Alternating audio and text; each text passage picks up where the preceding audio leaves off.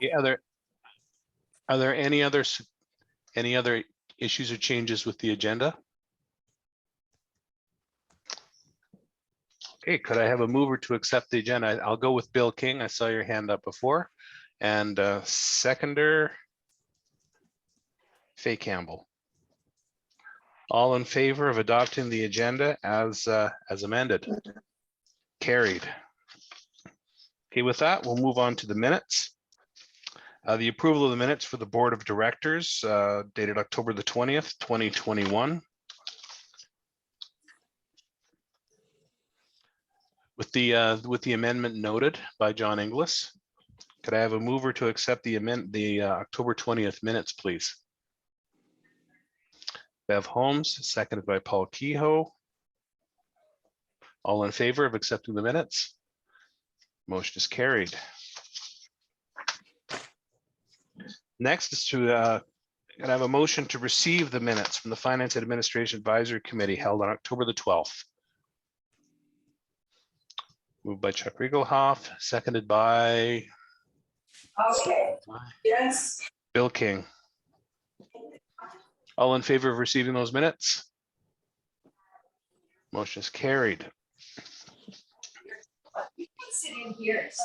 Next, I'm going to ask folks to just mute yourself if you're not actively speaking in the meeting, just to cut down on all the background noise we're getting today. Thanks. And next, we'll move on to the what have we got next? We've got Jennifer North with our watershed condition report. Go ahead, Jen. No problem. Everyone can hear me? Yes. Perfect. I'll share my screen.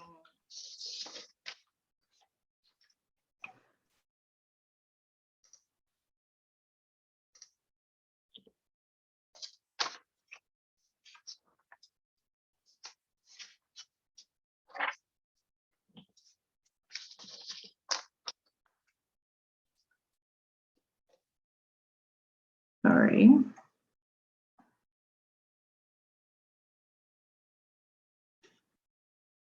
There, everyone can see that? Looks good. Perfect. All right, with the above normal rainfall we received earlier this year, the watershed has been dealing with higher than normal flows and levels. Water levels on some lakes such as Mazenah, Big Gull, Mississauga, and Mississippi Lake are still slightly above their historical normals for this time of year. We are working to get these levels down before freeze up, but are limited with the amount of water we can push through the system during this time. Crotch Lake is now nearing its maximum winter setting. This level will be held until the beginning of January, where we will then draw down the lake again for maximum storage in the spring. Current levels in the main river have increased to 35 CMS to accommodate and move this excess water through the system. We anticipate that flows in the main stem of the Mississippi River will remain slightly higher than normal until lake levels have reached their targets and the additional water is moved through the system. Drawdowns on most of the upper lakes have been completed, all except for Mazenah, which has 2 more logs to be removed. So we are looking good for those.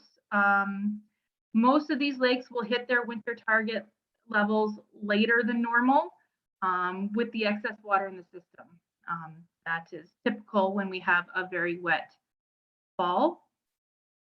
Kashuwakamak and Mazenah lake levels will continue to drop through to late December and mid-January, respectively, before they reach their normal target level holdings. So they have a little ways to go. The long-range forecasts for the next 3 months are predicting colder than normal temperatures and normal precip amounts, but we could still see some January thaw events and some significant rain events through the winter months. So those are always still possible, especially if your temperatures and precip hover around normal, we usually get some significant events. The above normal conditions for this time of year do not reflect the magnitude of next year's flood. That will depend on how much precip is received over the next 4 months. So if we receive very minimal snow cover by January, February, then we'll still be looking good for spring. So it all depends on how much precip we receive, how quickly temperatures increase to melt whatever snow is on the ground, and how much rainfall occurs at that time of the melt. Conditions are checked on a daily basis, and adjustments will be made on how to proceed through the remainder of the winter as conditions change. Any questions? If you have any questions, just raise your hand. I can see you in my participants list here. Unless you want to stop sharing your screen, Jen. Sure, I can do that. Go ahead, Janet. Yeah, I have a question. I've been wondering this for a while. You always show, Jen, the rainfall at the Ottawa airport, and I understand because it's long time history of recorded rainfall there, but it's not even in the watershed. And as someone who monitors rainfall for the COCORAS network, I mean, rainfall and what's going on in the Mississippi Valley is quite different. Are you looking at gauges along the Mississippi rather than the Ottawa airport? Yes. Oh, yes. We look at all the gauges. It's just easier to depict when you have the Environment Canada has a lot of more tools than we have available for manipulating the data there. So that's why I use Environment Canada's information, but we do have our own gauges. It just takes a lot more time to manipulate that data and make it presentable for consumption. So yeah, no, I understand that, but I mean, it's often weakly correlated. I mean, I often see how there's no rain falling in my area, and yet, east of me in the city and where the airport is, there's lots of rain falling. Anyway, I just want to make sure that we're using that's information. depicted even in our watershed. Yeah, we have absolutely. gauges. We have the western edge of the watershed that gets quite a bit more rain than the eastern end. So even in our watershed, it doesn't correlate with what's happening locally. It's very difficult to give a watershed-wide aspect of rainfall when it's so different on either ends, and even in the middle. Like sometimes on the northern end, we get some storm fronts that go through that don't touch pretty much the entire river system, but Clyde River will get hit hard. So as long as it's being taken into account when you make your report, that's all. I just want to make sure. Thank you. Yes, it's just an overall depiction. It does the actual overall monthly averages do kind of correlate with what's happening in the watershed overall. But Thank if you. we have a localized storm event, that would be different. We would be focused on the local rain gauges.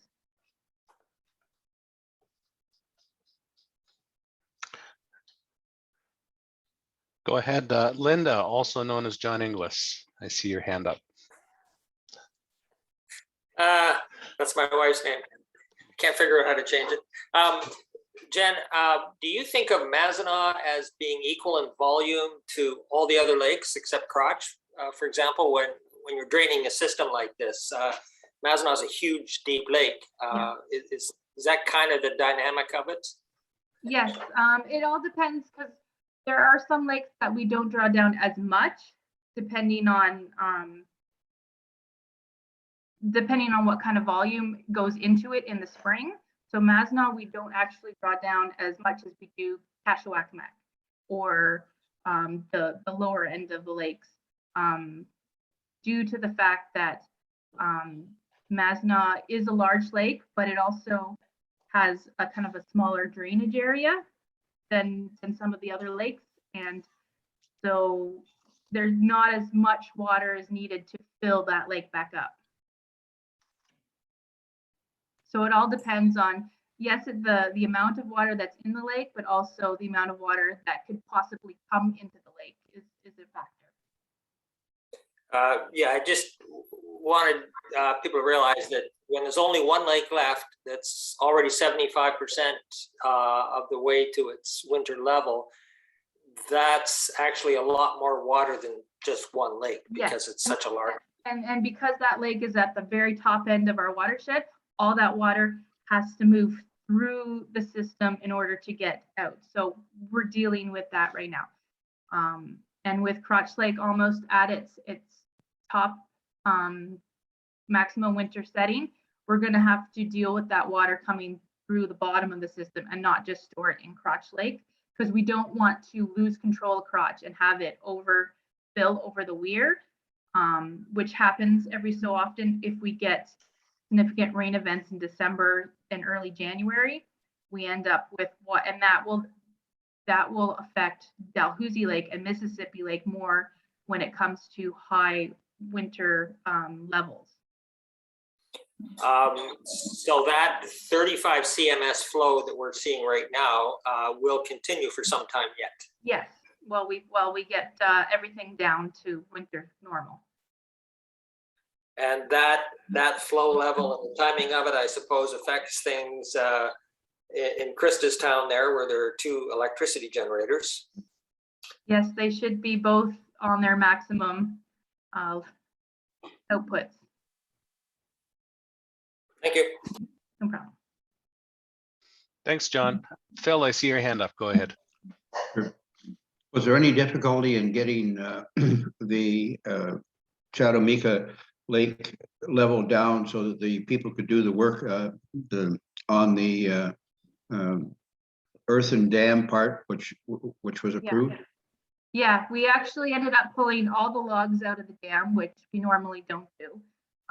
So we have that, and with all the rainfall, we did struggle with getting that down. It's still quite high compared to where we thought it would be, but it seems to be stabilizing and holding its own. So that might be due to some of the upper creeks and stuff that are feeding into the lake, but I believe it's down enough for them to do what they need to do. And the levels you're able to maintain at Mazenod and others isn't going to affect, they always seem to be worried about the fish spawning areas, stuff like that. Mhm. You've got that in control, have you? Yeah. Good, thank Yeah. you. Yeah. Okay, are there any other questions for Jen? John, I'll just get you to lower your hand, please. Well, thank you very much, Jen. No problem. Have a good day. And next on the agenda, we have a presentation from Rob Bell. He's the president of the Mississippi Lake Association. I think I see Rob in the room. I see someone named Belsey in the room.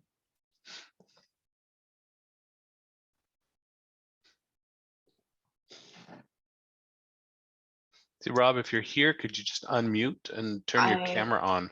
I haven't seen Rob Bell join us. Belsey is Sylvia Bell, and she's sitting here for Eli. Okay.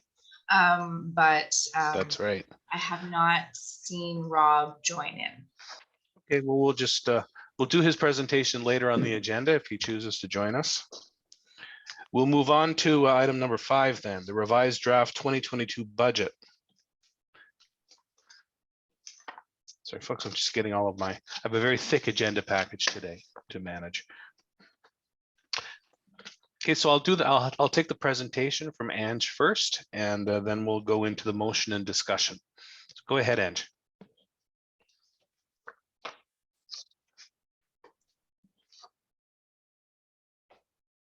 All right, so Sally, are you speaking to the budget first, or are we doing the reserves report first? I'll speak to the budget first, and then you can do the reserves report. Okay. Okie doke. So just moving through here. Can everybody see the screen all right? Yes.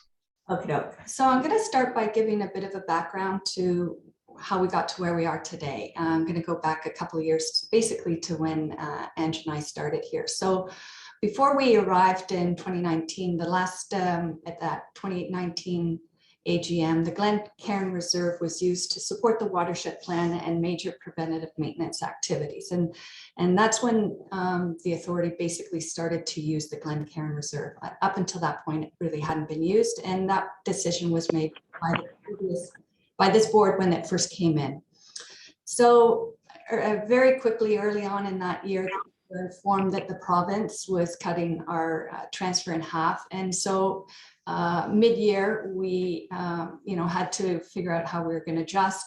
And ultimately, the decision was made to accommodate that through attrition. So a senior professional retired, and that position, the roles and responsibilities were distributed amongst other staff and was not replaced. At that same time, we'll all recall that in 2019 we had the flood, and then also we started to see, an increase in development generally, and that increase in workload has not abated in the past couple of years. So you can see how things were setting up in 2019 for where we find ourselves today. In 2020, we undertook two major financial documents. The first was the 10-year capital plan, and the other was the preparation of an interim financial plan. And one of the key drivers and considerations in the 10-year capital plan was the fact that we hadn't received WECI funding that year for Shabamika. And this was a significant concern, as was the foreseeable future and how we were going to finance our major capital program without fully depleting our capital reserves. So a lot of focus in 2020 was how we are going to ensure sustainability, affordability of our capital program, and how we need to manage potentially using financing to alleviate pressure on our reserves. And that was a major decision taken by the board last year. As respect to the interim financial plan, given the uncertainty regarding our regulations and where as an organization we needed to be going, where our focus was going to be, staff carried out a risk management analysis, and we developed what we felt was a reasonable 3-year work plan based upon that risk analysis. And we have been working through those priorities since then within the budget. There were, of course, some delays, in particular last year due to the funding shortage I just mentioned, the incredible increase in workload we saw in 2020 that has continued into this year, as well as turnover in staff and, of course, the pandemic. So consequently, last year had a higher than usual year-end surplus, primarily due to the staff turnover, the pandemic, and also, I should have said, increased revenues. So earlier this year, we completed our strategic plan, and that also sets a guidance to staff in terms of, how we want to be spending our funding and reaching out for funding. So, based upon the priorities and goals set in the strategic plan, staff looking at the interim financial plan and what we wanted to accomplish in this 3-year period, coupled with this strategic plan, went out and obtained grants for 4 major initiatives that you see on the left there. And all of them leverage support from partner organizations. And in fact, we couldn't be moving forward with those projects unless we had leveraged the support of partner organizations. All of them also accessed unique one-time type funding. In fact, I had a conversation with Paul Lehman, the former GM, last week, and he said in his entire career at the authority, he had never seen the kind of funding that has come and been made available in the past 24 months. But all of them required either an in-kind contribution or cash contribution for us to access those funds. In other words, we had to put up staff who were prepared to do the work, or cash. And that's why in all instances, moving forward with those initiatives, the recommendation was to use reserves. So then another major initiative that we completed this year, because of the workload pressures, concerns about succession planning, corporate resiliency, and workplace health, the workforce plan was developed because, we're dealing with unsustainable workloads on current staff, and it was having consequences all around. And so this plan was put forward to the board in a manner that allowed us to address these things with minimal impact on the levy. Now, of course, there ultimately had to be an impact on the levy because we're increasing FTEs. But to the greatest degree possible, we've done delete creates, which is a method of looking at existing FTEs, seeing where you can consolidate or reassign responsibilities should vacancies become available. And that's what we did. So for instance, under this plan, we're going to get an additional water resource engineer at no additional cost effectively to the authority, because when the communications person left, we did not replace that person, and we are reallocating those funds towards the engineer. There is, of course, some differential in the wages paid to the former coordinator of our communications program and a water resource engineer. However, that impact was mitigated because of this action. We also identified how on a go-forward basis, we should be moving to a full cost recovery method of paying for those positions that you're seeing in green. And that those positions in particular are very much driven by workload pressures from external factors, namely land development, be it small scale or large scale development. But the bottom line is that philosophically, the discussion we had was that going forward, those should be full cost recovery. In the interim, they're not. The plan is to do that study in 2023. So of course, there's going to be a budget pressure associated with maintaining those while adding new positions in the interim. The main position that's being added on a full-time permanent position basis is the engineer in training. And that's to allow us to move forward on strategic projects that we haven't been able to move forward with. The summer student positions similarly allow us not only to move forward on strategic initiatives. For example, this budget speaks to aging infrastructure in our gauge network. Some of those gauges are 40 years old. They fail, with a certain degree of frequency. And it is our summer students who manage the planning, installation, calibration of those and uploading them to our WSKI system so that we have good, reliable data on which to base our operations of the system. So this was another major initiative that informed this budget. So of course, in October, we received overall budget direction from the board, and as has been historic practice of the authority, we looked to the City of Ottawa for direction on the major percentages across, what the growth and tax assessment, the levy, and the capital budget should be. And to this, it was agreed that staff should include a phased-in implementation of the workforce plan. Now, when that draft budget was tabled in November, significant concern was expressed about the overall impact of all of these projects and changes on the operating reserve, because in pursuing those strategic initiatives and grants using operating reserves, combined with phased implementation of the workforce plan, we would be severely depleting the operating reserve.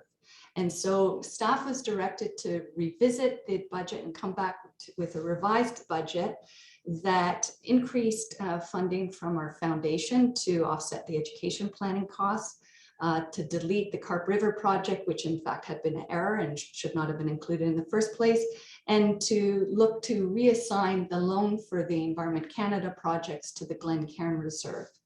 As well, staff had been directed to achieve a minimum 2022 year-end operating balance, reserve balance of $600,000, to re-examine opportunities for phasing in of the workforce plan such that it put less pressure on the operating reserve, and where possible, defer capital expenses.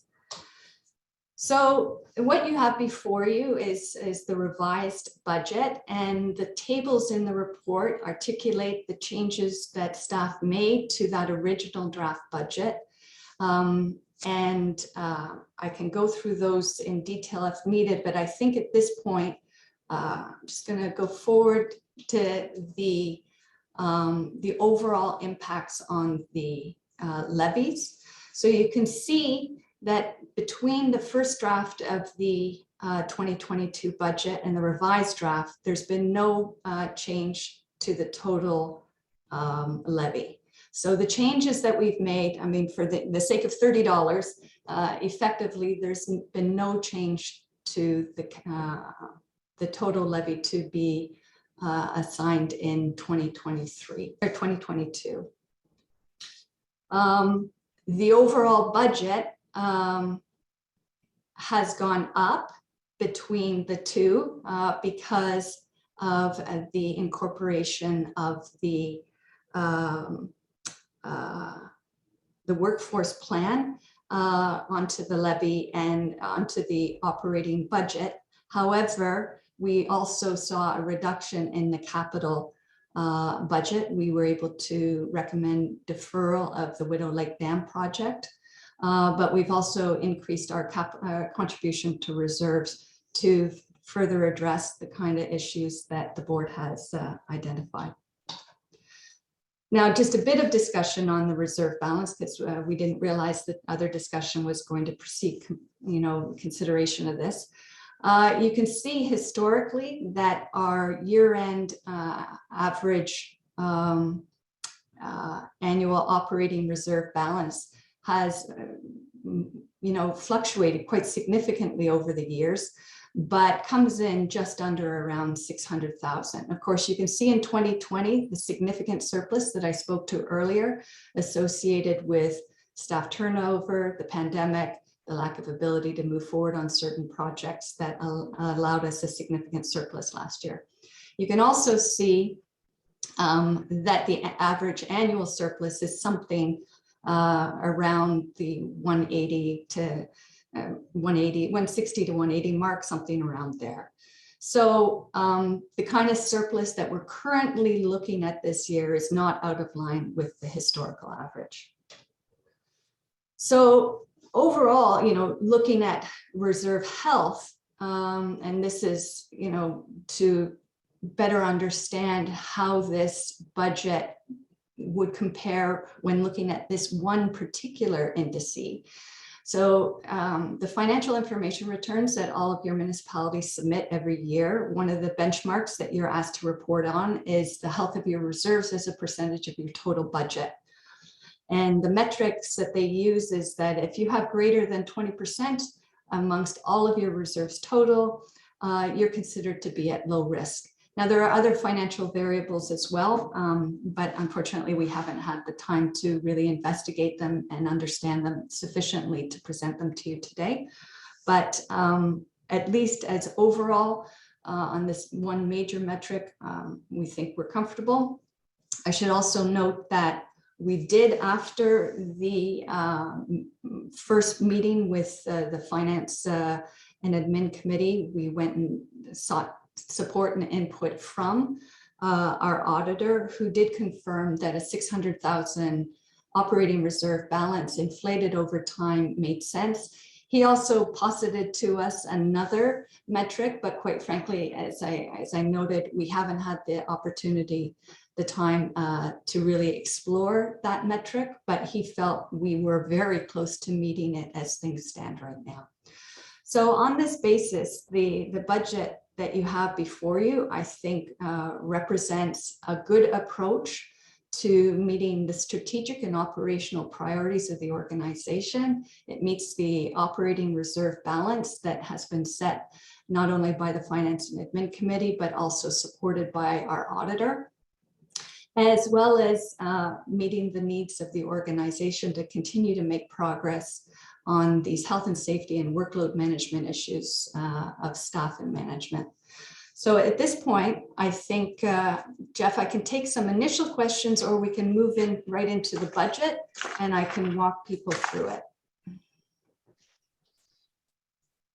Does anyone have any, as Sally said, initial questions before we move through the budget presentation, the main budget presentation? Not seeing any hands, Sally. Go ahead. Okay, so I'm going to open up the revised budget.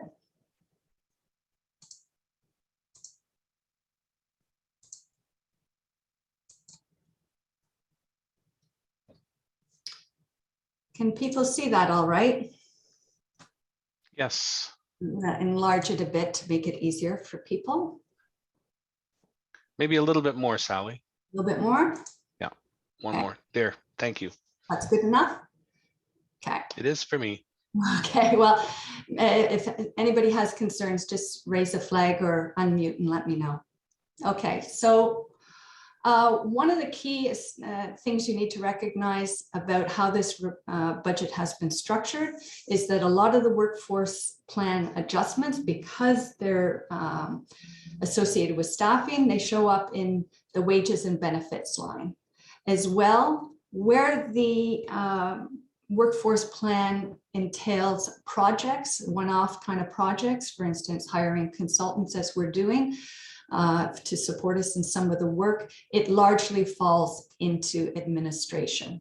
So for this reason, you see between the 2021 budget and the draft 2022 budget, a significant increase.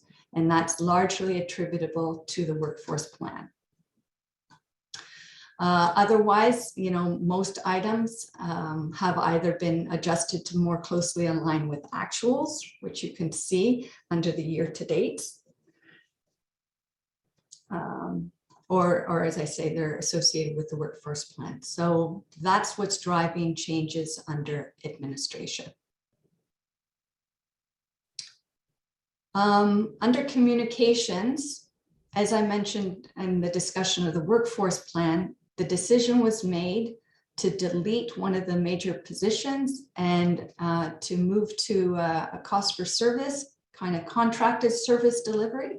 So you see that we had a variance this year because when that person left, that person was not replaced. But going forward next year, you see a pressure, and that's offset by these savings. So a person costs 87 to contract out, costs less than half. So that was a decision made earlier this year as part of that workforce plan. In terms of actuals, we have again tried to mirror what as best as possible what actually has been expended to find additional savings. I should note, actually, just for people's benefit, that communications is essential. It's a category 1, and we'll be getting into this in the new year, but category 1 are mandatory programs and services under our new regulation. And so communications related to our flood forecasting and warning program is a mandatory service, as is education and outreach around flood forecasting and warning programming, making people aware of issues that they should be addressing on their own properties or as a community, etc. Okay, so vehicles and equipment, we did not, we were underspent in terms of some of our, I'm thinking, pardon me, on the capital side of things. So I made that mistake last time.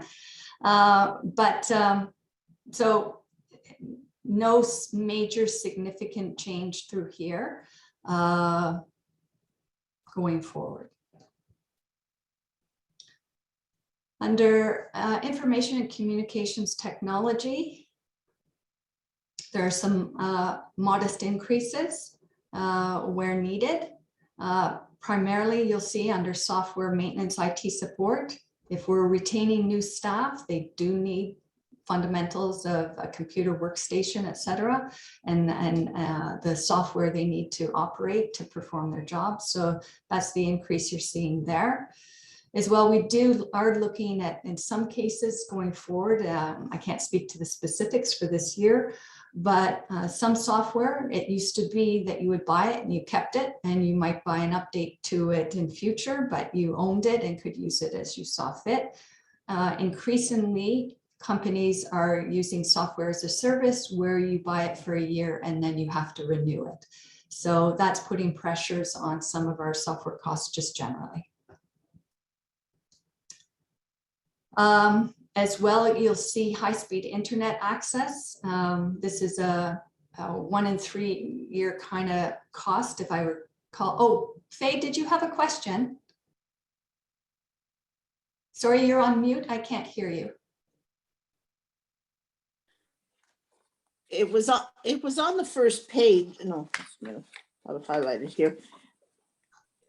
Conservation services, stewardship and education. Will we come to that? It's quite a big jump. And I wondered what the reason was for that one. Sorry, can you, what's the title of the page? Well, it was on the page 30 of 66, stewardship and education. And it went from 65,000 to 236,000. Yeah. So that's largely funded through grants, Faye, but we'll get to those details in a sheet further on. So I can. Okay. Yeah, no, I skipped over the summary ones, but I'll be working through the details with you further on in this package. Okay, thank you. No worries. Faye, perhaps you could lower your hand.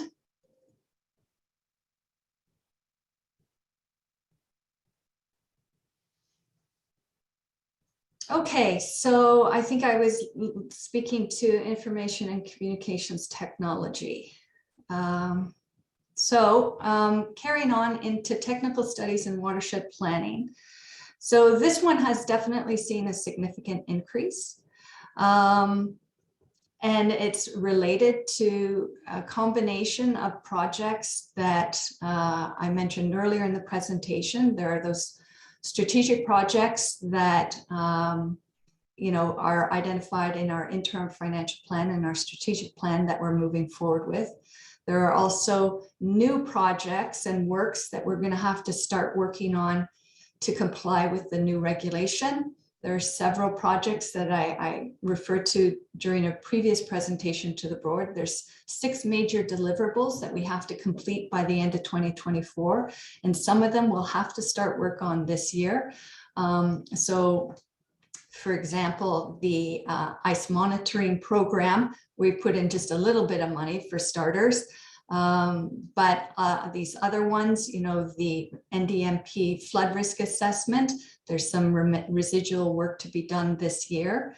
The lower floodplain mapping of the Mississippi, there's the staff only component, so it's captured up here. We have to complete our floodplain mapping projects on the Clyde, and you'll see that 100,000 shows up down here. And I just want to check in with Ange to make sure I'm representing that one correctly. Perhaps that one's, yes. So over the past 5 years, the City of Ottawa has funded us on an annualized basis to complete significant floodplain mapping projects for them. There's still outstanding work we need to complete for them. So this is monies they've already paid to us and that we're going to be drawing from to pay for that completion of that work. The wetland restoration project, the conservation area strategy, those are the 2 of the projects I mentioned earlier that are being funded in part by partner organizations as well as the federal government. We also, because we had said we would borrow for those projects, so from now the Glencairn Reserve, that we would need to carry out activities on behalf of the foundation for fundraising. And therefore, you can see down below, let me just see where that is, that cost is offset here by the foundation. So though it's showing as a pressure here, the foundation is going to pay us to do that work. So much of the pressures that you're seeing here is offset by the various grants that I spoke to earlier, or by the foundation, or in the case of the city of Ottawa, this carp erosion control project. It's a bilateral agreement with them. The floodplain mapping, there it is. This is monies they'd already provided to us. So moving into planning review and regulations. So you'll see this is where a lot of the staffing comes in under the workforce plan. So there's a significant increase there. Otherwise, in fact, we kept pretty much everything the same except reduced in terms of materials and supplies to more closely align with our projected year-end balance inflated. Where we also adjusted is on the revenue side. So you can see these two revenue figures. When we first tabled them to finance and admin, we've been very conservative. We have upped them to more closely reflect what we're seeing in terms of actuals for this year. But as you can appreciate, I think everybody is wondering whether this sustained level of development is going to continue and whether or not we can rely upon those kind of revenues going forward. So this is still a conservative estimate. If the same level of development happens in next year as has occurred this year, but if things do start to slide, we think that this is probably a reasonable level of revenues to assume.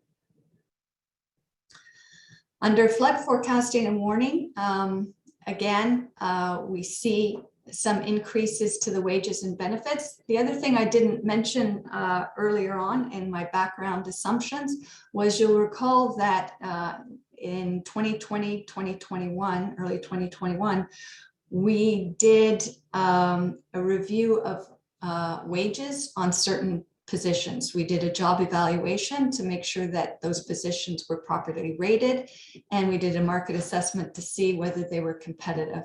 So some of the changes you're seeing in wages and benefits is us continuing to roll out those wage increases that the board had agreed to phase in over 3 years.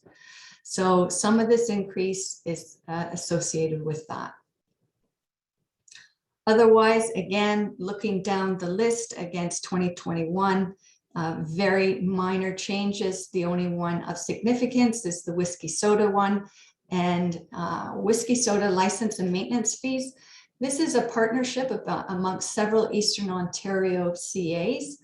Quinte Conservation manages the system. They have not upped their rates since the program began, to my understanding, and they are coming back to the CA saying, it's time that there be an adjustment in that annual rate to address the increased costs that they've been facing. So continuing on to O&M of our flood control structures. Sally, Yes. Phil's had his hand up for a little while. I just want to check in with him. Phil, Yeah. is this a question that can wait until the end of the presentation, or do you need to ask it now? I think now it would be appropriate to wait till the end of the presentation. Okay, thanks. Okay. So again, you're going to see some adjustment between 2021 for the wages adjustments. But otherwise, again, it's a pretty status quo budget year over year. On the preventative maintenance, and the reason why these are divided between O&M and preventative maintenance is because of how our funding models work with the province and the rules associated with that. So I just wanted to let you know why that's broken out like that. So again, you can see the pressure from wage adjustments, but otherwise it's the same. So stewardship services and education. So Faye, this is the spreadsheet that delves into the details of what you were asking about. So under the ALICE program, there's a pressure of $101,000. And you can see that that's being offset by $60,000 from ALICE Canada and another $41,900 from Environment Canada. So though you're seeing a significant increase in the budget, it's entirely offset by those grants that I spoke of earlier. Otherwise, in terms of wages and benefits, so this provides for a summer student, and we are looking for grants down below to help offset that. We're also looking to get grants for review of the education program from the foundation. So though you're seeing some pressures up here, they're largely offset by grants down below. In terms of property management, this 10,000 extra for the headquarters building, we've been having some HVAC issues that we're going to have to address. So that's the reason behind that bump there.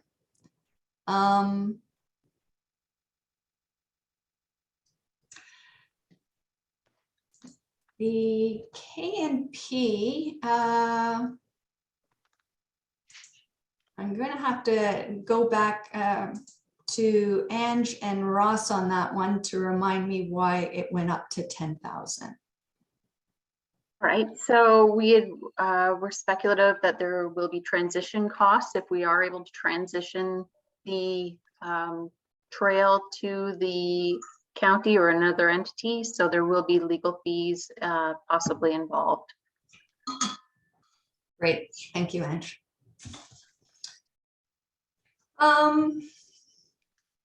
And then the site enhancements at the Carp River Conservation Area, again, offset by fundraising by the foundation and the Carp River Living Classroom. So visitor services, we've pruned back things here a certain amount to reflect actuals, but otherwise this one, I believe, allows for a summer student this year that would be offset by a grant. You can also see that on the revenue side, that our year-to-date revenues, particularly at Morris Island, have been like huge variance, 31,000. But with us potentially coming out of COVID next year, I think we're all hopeful of this. We suspect that number may go down. And quite honestly, we can't predict this with any degree of accuracy. I hope the board respects that. We've taken a cautious approach here, but revenues could be higher next year. Our concern is to not overassume revenues and plan expenditures based upon optimistic revenues. So now we get into our WECI program. So you can see here that we did have some unplanned costs associated with final design of the Shabamika Lake Dam this year. But going forward, we need to carry out more work at the Shabamika Lake Dam because we weren't able to complete the project as we had originally conceived. So there are questions about the integrity of the concrete and metal works at the Shabamika Lake Dam. We are only replacing the embankments. So that work is going on right now in terms of a structural review, but we also look at how we need to configure any sort of other safety equipment around that, given how this, I'll call it the interim design and operations of the dam is now configured post-construction. So, or will be configured post-construction. And Euro could speak to this further if people have questions on that. Similarly, Kashwakamak Lake Dam, you'll recall we did that risk assessment last year. And it told us you need to probably replace that dam within 5 years. So start looking at it in more detail. So the pressure you're seeing for 2022 is to commence a environmental assessment. So in 2021, this fall, and I'm not sure if they've completed the field work yet, but we did this dam safety review, which is a comprehensive examination of the structure once drawdown has occurred and people can actually view the structure at low flow. And then they will tell us the extent of work likely required, and we will begin an EA for that. Now that is 50% eligible from a WECI grant, so we're looking at that. But you can also see here DMAF grant. So Euro and team worked extensively in recent weeks to put together a comprehensive long-term funding request to the federal government for all matters were related to Kashwakamak Lake Dam. The DMAF program is a 10-year funding program that would allow us, if we receive grants under it, a significant amount of funding for the environmental impact assessment, the preliminary and detailed design, the construction and commissioning. So you can see that between the WECI grant and the DMAF grant, if we're successful in that, the financial impact of the authority will be significantly reduced, not just in this year for the EA, but in future years as well. So we are very hopeful that we will be able to secure that DMAF grant. So in terms of debt repayment, the water control structure annual charge is the new one associated with the Shavamika Lake Dam. And if you have questions on that, Ange can answer them. We haven't secured the agreement with the City of Ottawa yet, but we're very close. Everybody's on side and we're working in that direction. We have no concerns in that regard, but she can give you further updates on that. And then the LIDAR repayment is an annualized payment that was approved when we agreed to finance the LIDAR project through a loan from the operating reserve to be paid back over time. So what you're seeing here is that first payback installment for the LIDAR project. So in terms of other capital, you know, there's several projects that we want to move forward with. If you have any questions regarding them, but by and large, these are in alignment with our 10-year capital plan. The one thing I want to point out is that this ADCP, the 60,000, some concerns have been raised about it because you'll see further down that in this budget, it is proposed to be funded by a grant. The ADCP is a device that allows us to do in-house that which we would otherwise have to contract out or rent at ultimately greater expense to the authority. So all the strategic initiative work that we want to do outside of the City of Ottawa, whereas in the City of Ottawa, we receive very generous bilateral agreements and grants to carry out that work. There is no equivalent elsewhere in the watershed.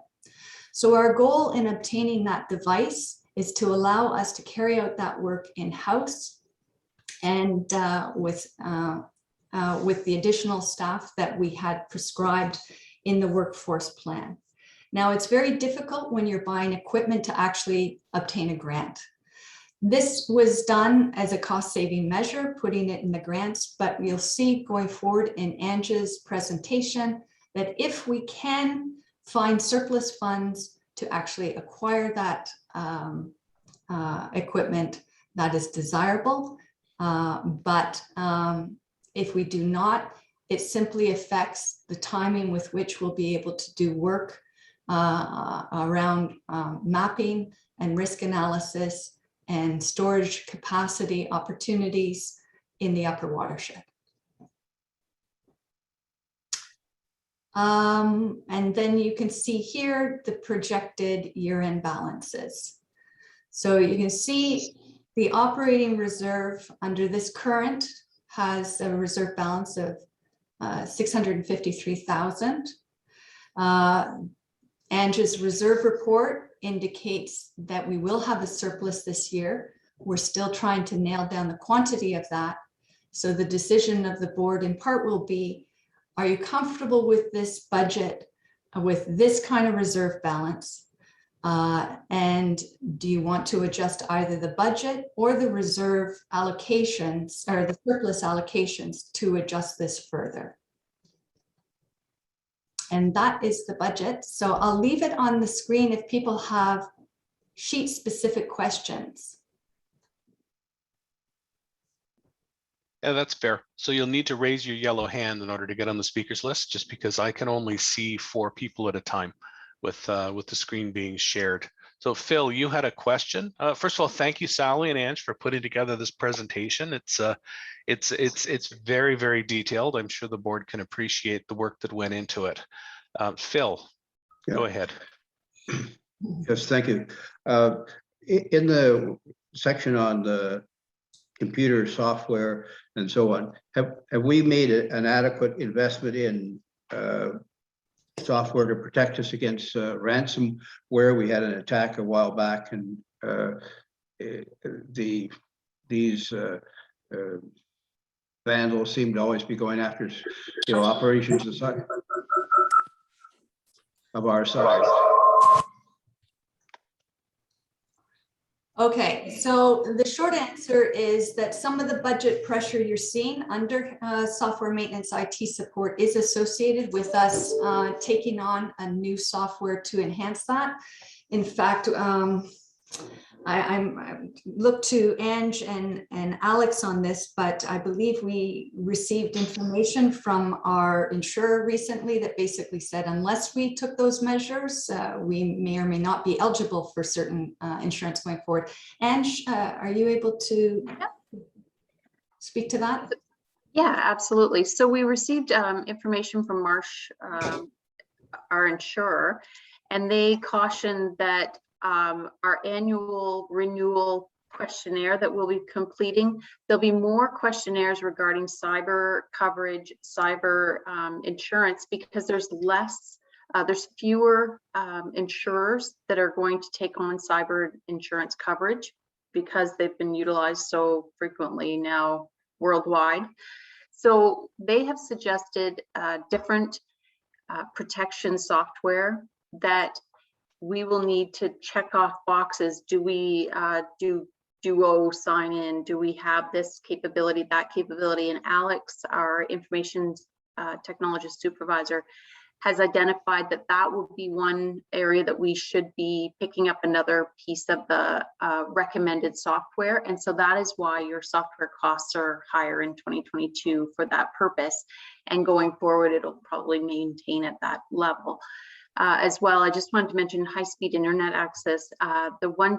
This is a one-time increase of just under $8,000 for improving the Wi-Fi in this building. So the Wi-Fi reaching out will lag. Today I'm on Wi-Fi in the office, and we will lag different areas when we're further away from the main hub. So there is an increase in the high speed that we skipped over there. So want to let you know. Thank you. Could I add 2 other questions? You want to take one question from each person and then come back? How do you like how to handle that, Mr. Chairman? I'll come back to you, Phil. Just keep your hand up. Thank you. I'm going to go to John Inglis. Thanks a lot, Jeff. I'm not really comfortable with the 8% increase in the municipal levy. And there's tremendous detail in this budget. One simple thing that could cut that 8% increase in municipal levy in half down to 4% would be allowing the operating reserve to drop even further by about $135,000. And given that the $600,000 balance in that fund is already, I think you said roughly 30% of contributes to 30% of total total reserves compared to the operating budget. We're already very conservative. I think we could. I just think 4% is too high for me to take back. My township is not going to be looking at a 4% tax increase. It's just, I'm going to get hit on the head when I say this.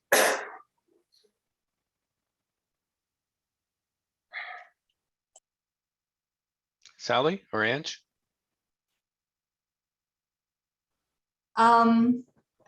Just to clarify, John, if I understood you initially, you said to drop it from 8% to 4%, but then you finished by saying you don't even think you'll be able to get a 4% through. Was that correct?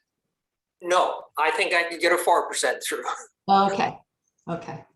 So I think that this is something that, the board will have to discuss when Ange presents on her reserve balance and the surplus after the budget.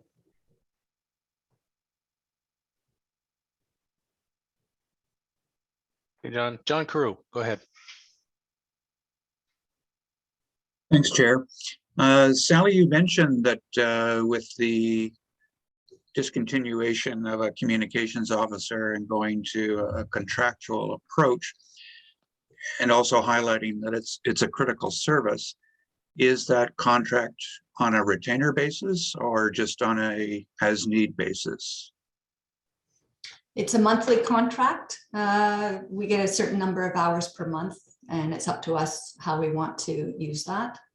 We're also changing internal business practices, but this is, I would have to say, is a work in progress to iron out how we're going to ensure that we're meeting the critical communications needs. So far, there has been no issue. We have been able to communicate on all our mandatory items without issue. We're still working on putting in place those business processes, though, to make it a little more seamless. Thank you for the clarification. Hopefully there's allowance for overtime in case we get in trouble in the spring. Phil, your other questions. You're on mute, Phil. Gonna hit the right button, sorry. On the floodplain mapping, you mentioned that Ottawa provides 62,000 a year to do something. Would that be projects such as the Casey Creek that's presented later today? That's correct, Phil. So just if I perhaps add something, if Ottawa wants additional floodplain mapping, we usually pay the whole shot. But if we're doing this LiDAR work over the whole area, that will probably come as an across the like a general across the whole levy across the whole authority, which Ottawa will cover a majority of the costs. Just to answer John Inglis a little bit, to say, gee, it may be expensive there, but I think you're getting your money's worth in what this stuff like the LiDAR photo mapping would give. Anyway, that's one thing. The other thing I'd like to just ask about is, and perhaps it's better to wait to ask Euro this, but are we actually doing a study of the Chatham-Meeka dam to see, do we really, is the condition of the concrete and so on serious enough that we have to do this work right away? One of the ways of cutting the budget down a bit would be to wait to defer some of the expenses like we did at Widow Lake, if we can do that without a danger to the watershed. Anyway, so do you know if that is actually being undertaken at this time, or should I just wait and ask Euro when he makes his presentation? Well, I can tell you right now that that structural assessment of the concrete, metalworks, et cetera, there has been occurring. And maybe Euro, you could give a 2-sentence summary of the status of that. Yes, sure, Sally. So the study is underway and includes both the structural assessment of the concrete and also public safety assessment. And we should be expecting a report from the consultant early this month. So it's well underway and almost at the completion stage. Good.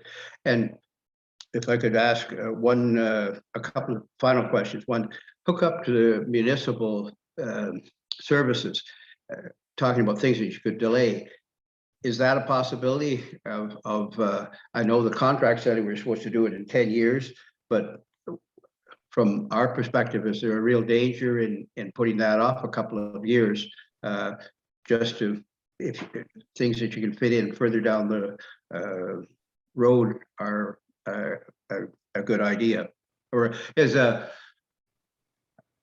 cost deferral idea, I guess you would say? Yeah, well, I think you can appreciate that when the ground is open is the best time to do the work. So we're looking to align it to when the town is putting in its infrastructure, because the cost to mobilize is significant. But we haven't really figured out those details. I'm not saying it's not possible. It's just that what we might see is an inflation of inflated costs if we decide to defer that work after the contractor has left the site. There's no question if the contractor is there and doing it, it's the time to make the investment to at least bring it to our property line, and from there the additional hookup costs or what's appropriate.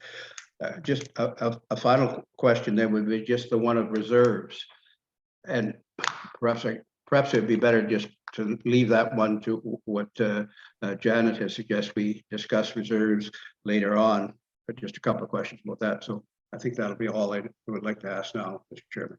Thank you. Thank you, Phil. Are there any other questions on the budget? Or the presentation? None?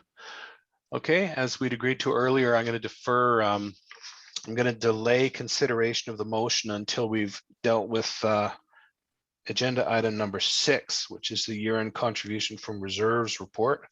We'll move on to that presentation now. And first, I think, yeah, Roxanne has joined us. I see Roxanne there. And I just have a question. Is Cindy, is that you I see on the list, has joined us by phone?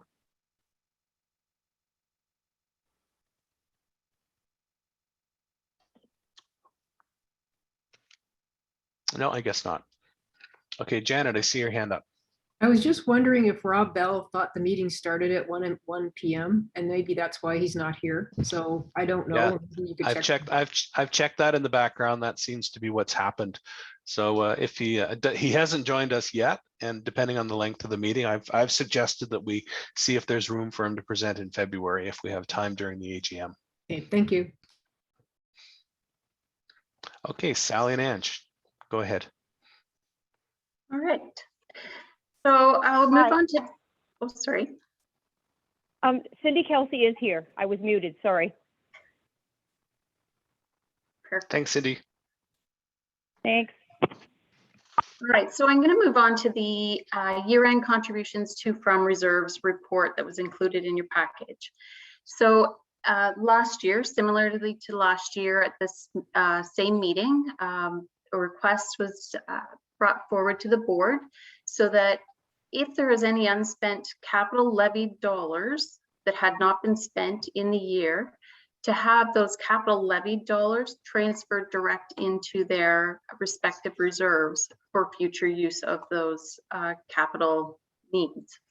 So for 2021, we know that the vehicle and equipment purchases did not carry forward due to COVID, the pricing, availability on vehicles. The purchase wasn't made for a new vehicle. Although, so the request is to place the $68,600 of unspent funds into the equipment and vehicle reserve to be pulled back in. The 2022 budget includes purchase of that vehicle again, and we will pull the monies from the reserve. So it's just putting the levied dollars in there rather than having it, the levied dollars going into the general surplus at the end of the year, is to put the capital levied dollars into a capital reserve for their purposes. As they were levied for capital purchases, we'll put the monies into those reserves. Similarly, our information management capital purchases in 2021 may not all be expended. We are trying to make do with what we had. Our 2021 budget included $15,000 for computer hardware and software purchases for replacements. Due to COVID, we had onboarding of staff. With staff turnover, we've had onboarding of staff, and we've had remote workstation setup costs that we weren't expecting when we were looking at our 10-year capital plan and which hardware replacements were going to incur in 2021. So additional replacements had to happen, or enhancements had to happen to accommodate remote working. So if all of the 15,000 is not expended by the end of the year, we propose that anything residual amount that's left over, and it'll be $5,000 or less, placed into the information reserve for future capital use, because the 10-year capital plan will have to be adjusted for any replacements that have had to be delayed or deferred to another year. So those monies will be well used in the future. The conservation area reserve, we also expect that there's unspent capital levied dollars. There was budgeted $50,000 for the KMP trail that did not happen to replace the decking on the bridge. The snowmobile trail replaced the railings, and the board had decided not to proceed with the deck replacement. Those funds were not spent, so it's requested that we place those unspent funds into the conservation area reserve for future use. Similarly, our Carleton Place Trail, or the Roy Brown Park behind the headquarters building here, there was to be a lookout constructed in 2021.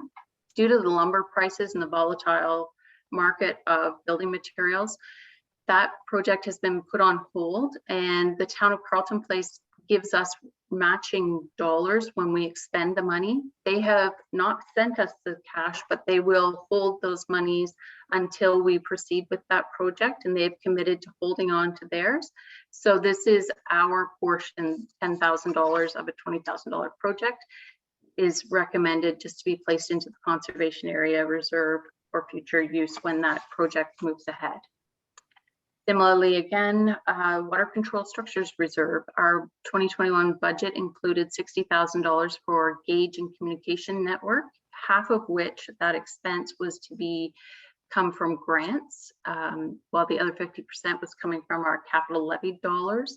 So it's recommended that if those purchases do not proceed by the end of this year, that any portion that was levied that is not expended to be placed into the water control reserve for future purchases of that type of equipment.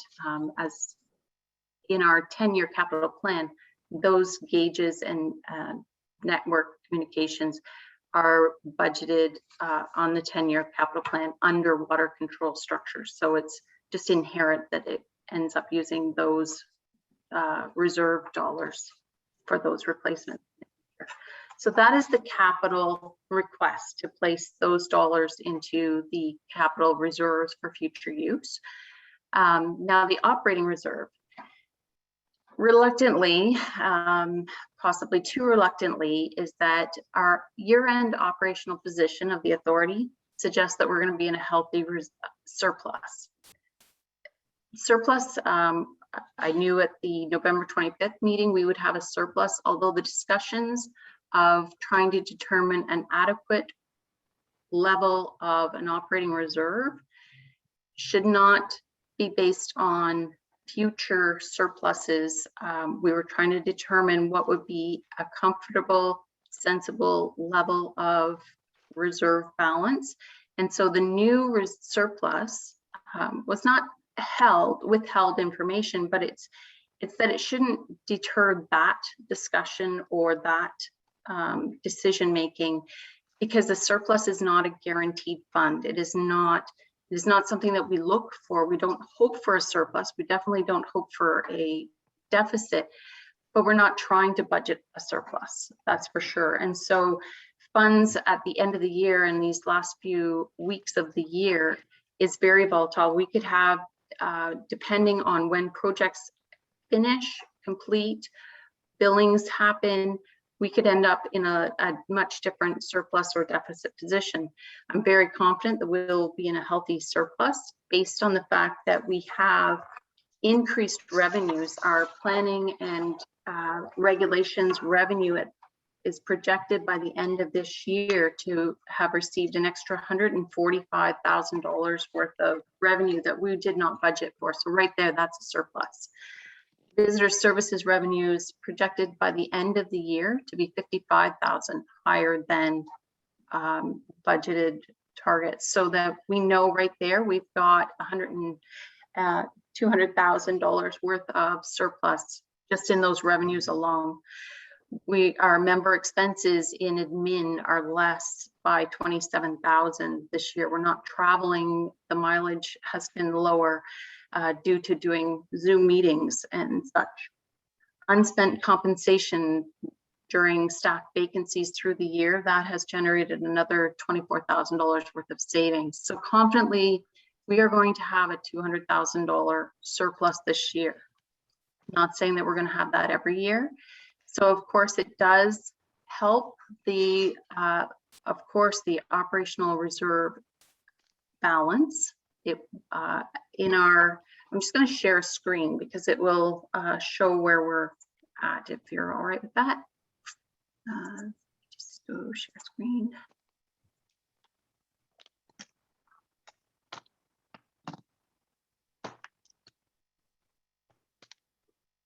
All right. So at the November 25th finance meeting, our total of our overall budget, including contributions to reserves at that point, was 5.7 million. At that point, not taking into consideration our operational surplus from 2021, our total of all of our reserves would be 1.8 million. That includes capital reserves, our sick leave reserve, everything.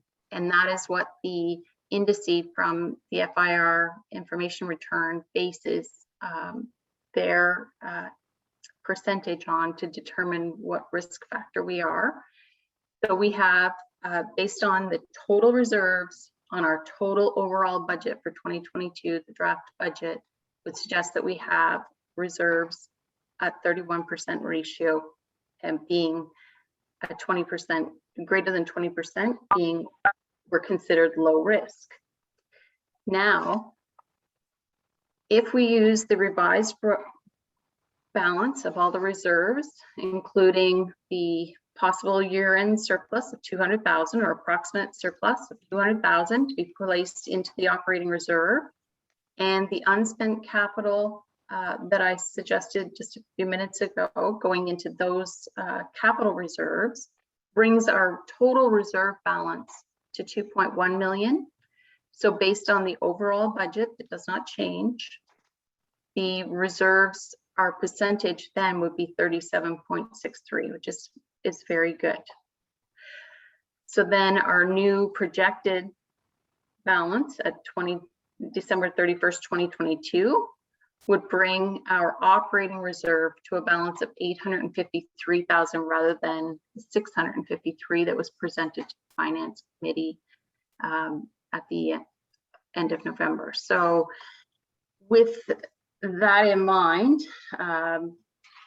being that we are on a plus side, the creation of a new reserve for planning and regulations was presented just within this report. And this is something that our manager of planning and regulations has requested, but he has suggested it over the last few years since there's been such a increase in revenues, and they have done a great deal dealing with the volume with little resources, that it's always been the like mind that if only we could place some of this excess revenue, the years that we have it, into a specific reserve, and this is completely a board decision, of course, that, and it's just an idea being brought forward for consideration, that if we place this into a planning type of operating reserve, if there is another flood event, heaven forbid, or if there is another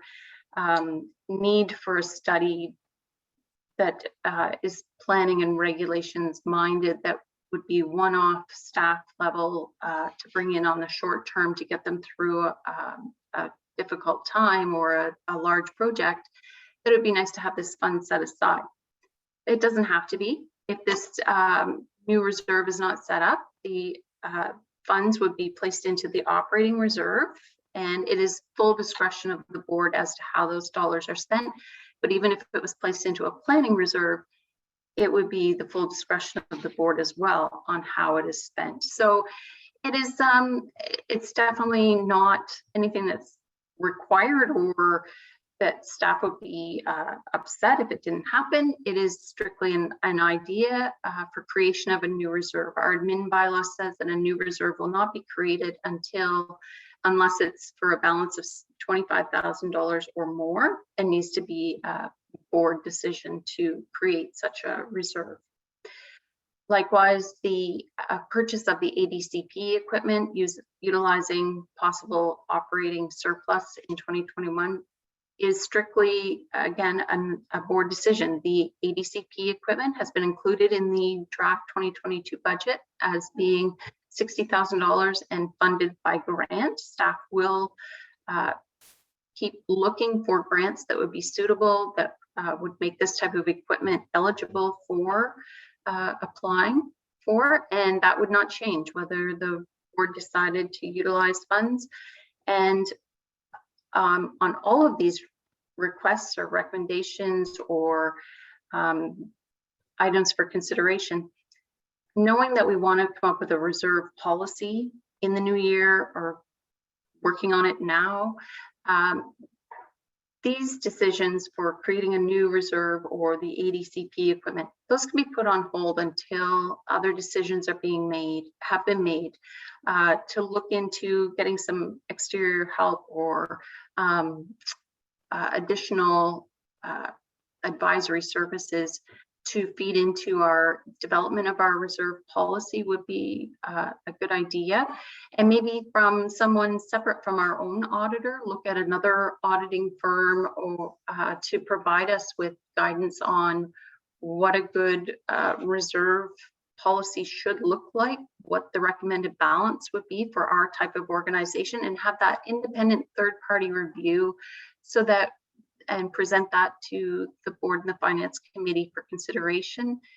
And then these items for creation of a new reserve or utilizing the operating surplus in another fashion can be determined at that time or in the next budget cycle.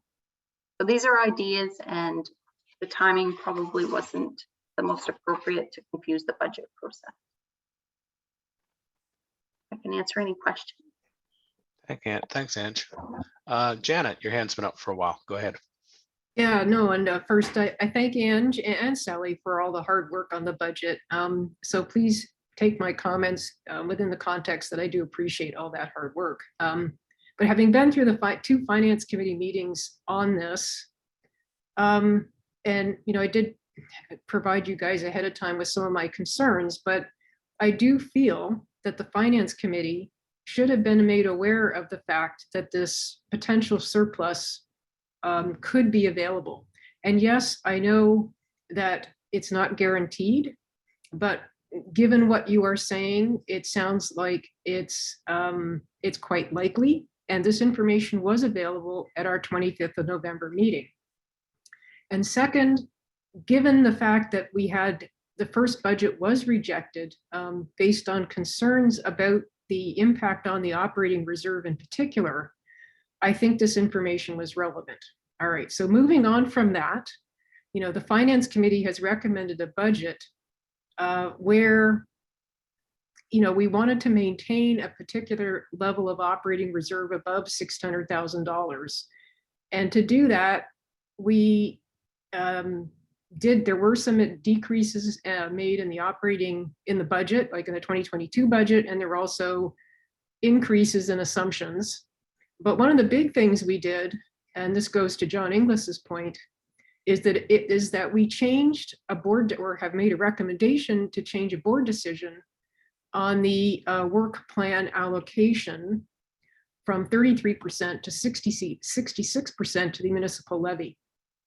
So, I think that if there are concerns about the municipal levy increase, what I'm wondering is whether the board should consider an amendment to the budget that in fact takes into account an assumption that there may be a significant surplus that can be applied to that. And thereby we go back to the 33%. And that may actually address some of John Inglis's concerns. So it's not my decision. I'm not an elected representative, but I do feel that this surplus could be used to address budget concerns in 2022 rather than additional expenditures. So I'm simply putting that on the table for the board's discussion. Thank you. Thanks, Janet. It's on the table, and if we need a motion later on, we'll come looking to you. Phil, go ahead. Yes, a couple of questions on reserves. In your presentation, or at the last moment, I see that the original substantial Glencairn reserve is down to, I think I saw $86,383. And I guess that's part of what I think we in the presentation on the reserves, how much each one of the year, I think we should have set out what the original amount of the reserve was and what the concluding amount was. I think staff did a good job of recognizing, as Janet has said, recognizing the request of the Finance Administration Board to try and get a little higher operating reserve, but it's been done substantially at the expense of the Glencairn reserve. And I don't think that really attacks the problem of that we're probably spending more than is practical in the long term. So I think there was a resolution asking that we do have a policy set out of what additional projects we'll accept in the future. And I think that's an important part of trying to meet the budget. And a final thing I'd like to, well, actually I have two final things. We put $55,000 into the building reserve. Can we use that kind of money to deal with the problems in the HVAC system? Is that a permissible use from the building reserve? Yes, it is. If you're doing a replacement or a repair that's going to last more than 5 years, yeah, more than the operating cost, yes. If it's only a repair that might last 1 or 2 years, then you're better. That's an operational expense, something that's going to make the unit last longer would qualify if it was significant enough repair. Well, if that's something we could use, I think that's a good method going forward. And I just thought I would speak to the idea of the $60,000 reserve for the planning staff. I think they've worked exceptionally hard and brought in lots of revenue. It may be an appropriate move to set it aside, as I understand it. If we set that money aside for, it's sort of a notional thing in that later on, if we find that the revenues stay high and in a couple of years, you might want to take that out and just put it back into the general reserve. If it adds some solace to the staff in the planning department, I don't see that's a big sacrifice for us to make, because we can withdraw that money at a later time, but at least it offers that reserve. Anyway, so thank you very much.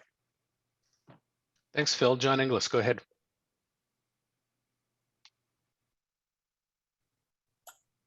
Got it. I just want to say in general, when it comes to creating reserves, I've seen reserve accounts at the county level and at the municipal level, and my own feeling is that it's sometimes better just to have a general reserve, an operating reserve, rather than putting everything in silos, because once it's in a silo, you got all these reserves. It's really hard for somebody coming in to understand the structure. It might be better just to have one reserve and be aware of what's coming up, and you put a target number on that reserve, and you pull money out of it and put money into it as immediate needs arise. I'm just not sure it's necessary to create these silos to do these things. Thanks, John. I'm going to take Krista next. Thank you, Mr. Chair. I just wanted to throw my couple cents in regarding the idea of looking at surpluses as part of our budget. I've never had surplus discussions as part of budget discussions, like in Mississippi Mills or at the county. Certainly, there'll be carry forwards. If there's work that hasn't been completed, then it's going to have to move on to the next year. So I do appreciate that these are extraordinary times, and so that surplus does look different for a number of reasons that we're all hoping don't repeat, and the pandemic is well on its way towards recovery. So I do appreciate Janet's point of should we be considering some of that surplus because there are pressures this year in this budget. I did want to make the comment, though, that it would be unusual. Like, I would find that unusual if we had that discussion at the finance and admin table, based on the experiences that I've had at other tables. Now, I'm very open to hearing how, other elected officials and their processes at their home municipalities is, but it would seem like an unusual thing for us to have had as the conversation. But as I say, these are unusual times, so maybe there is a direction that, the board wants to give to staff on this. And I think of part of what Ange and Sally, what you came back with when the finance committee directed for you to take another look and bring us back a new draft. You brought increases to revenue based on what we had seen over the last year. So to me, that's a different thing than looking at the surplus from what we're going to have. That's looking at a trend and applying that to the next budget. It's not the same thing in my mind to be looking at surplus that same way. But as I say, these are extraordinary times. If we want to do something that is different than the norm because it's extraordinary times, then I'm open to having that conversation. But I did want to just throw it out there as the chair of finance. I would have found it an unusual part of the discussion had we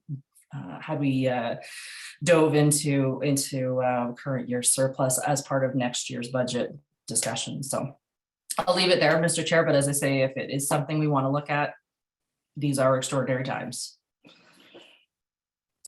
Not disputing that one little bit. Sally, did you need to respond to a question that was already asked, or can I go on to Roxanne? I did want to respond to one of the comments that John Inglis made, if I could. Go right ahead. It's just on the potential value of dedicated reserves. So for example, when I think about the special projects that we did delve into the operating reserve this year for, if we had dedicated reserves for certain things like our risk management program, as opposed to something like our watershed plan or something like that, then staff can work within those envelopes, knowing that, if monies are set aside in either on an opportunistic or on a regular basis to fund those transfers and the building of those reserves automatically become a constraint to future funding. Whereas when we have one big operating reserve, I think the challenge that we've run into this past year is that everything was getting funded through it without any clear setting of priorities or weighting of, which projects or areas that we wanted to move forward with. So that's all I'm going to say on that, because reserves allow us to do pay-as-you-go projects. We can pay for them in full in the moment. But some things, sometimes we want to pay for over time, and obviously how we structure our reserves influences our ability to move forward on some of these strategic initiatives. So to my mind, it's just another tool that we have in our toolkit to help guide staff in moving forward with some projects rather than other projects. And I see that as something we can discuss when we carry out a greater discussion on reserve balances and management going forward. Thanks, Sally. Krista, I'll ask you to lower your hand, please. And go ahead, Roxanne. Hello, everyone, and sorry for my late arrival. Of course, the phone rang just as I was trying to get in. I have the same thought process as John, and for that much, Janet, with that municipal levy increase. I'm having a hard time even broaching that with my council.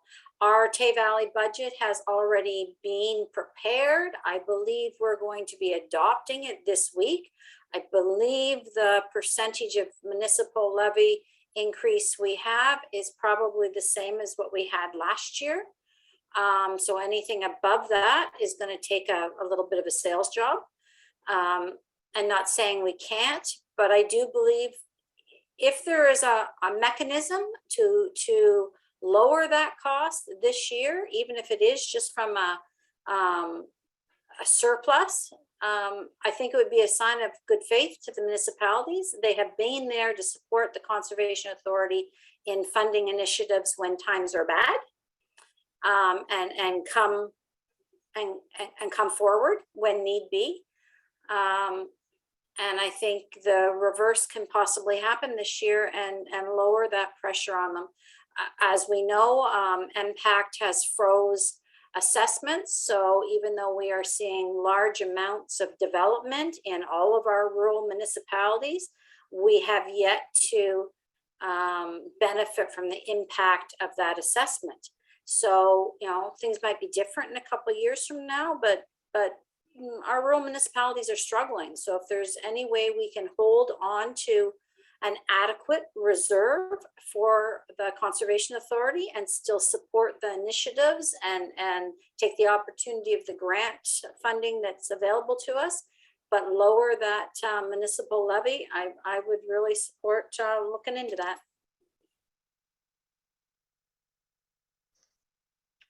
Thanks, Roxanne.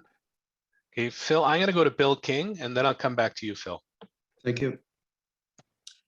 Thank you. I just wanted to say quickly that I agree with and support everything that Janet said regarding the reserves in the budget process. And also want to echo the concern which I raised during the Finance Committee as well, that are being raised around this table right now, that the municipal levies are very difficult for us to sell to our citizens. Thank you. Thanks, Bill. Go ahead, Phil. Yes, I wonder if it would be fair to ask staff that in future reports on reserves that we include the starting point of what the Glencairn reserve should be part of the report on reserves. And we should see what it was at the start of the year and what it'll be after we take out at least $100,000, and the other 74,000 I think is a borrowed fund, but it would be good to know what that is. I hope that's a reasonable request and we don't have to ask for a vote on it, Is that something staff could accommodate us on? Go ahead, Ange. Sorry, Phil, on page 48 of your agenda was the reserve investments. Is that what you're talking about? So under other reserves, it has Glencairn. It says Water Control Structure Reserve, Glencairn.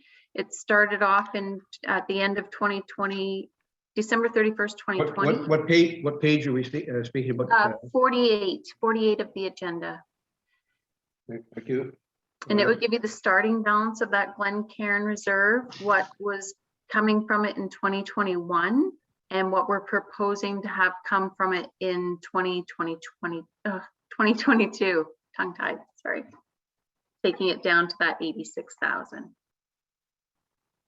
And of that balance, if I may, Mr. Chair, the borrowing from that reserve for the fundraising projects, wetland restoration and conservation area strategy, 74,500 is being borrowed from the Glencairn, but by 2023, we're hoping to, through fundraising efforts, to pay that back to the Glencairn. So the 2023 balance of the Glencairn will hopefully be increased by 74,500.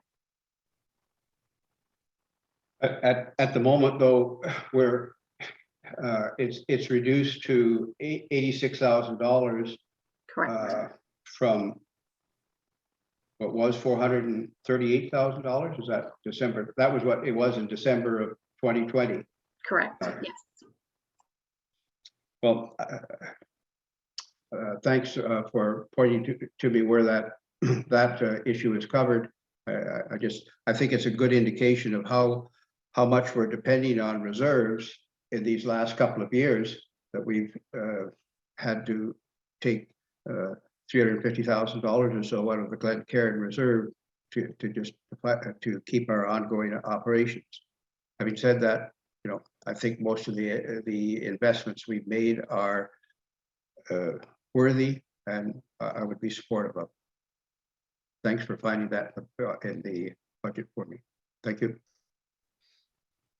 Thanks, Phil. Sally, did you need to respond to something that was said before I go to Janet? Yeah, if I could just clarify, the Glencairn Reserve has not been used for, day-to-day operations. It has only been used for those projects that, we spoke of. The exception to that would be the practice that began in 2019 of funding a certain amount of preventative maintenance, major capital from that reserve. So this is a one-off type use of the reserve, not operating use.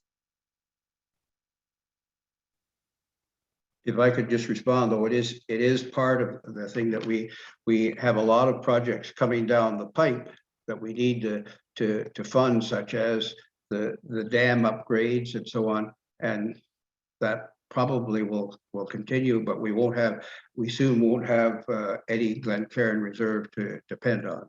So I'm cautioning people, members, and saying, look, in the future, let's be careful of what additional projects we take on. Thank you. Janet, go ahead. So I appreciate Krista's comments, and this may be the fact that, I come from the private sector, and so perhaps not discussing at the end of November what a potential surplus may be. I take her point. It's not something I'm familiar with or a process I'm familiar with.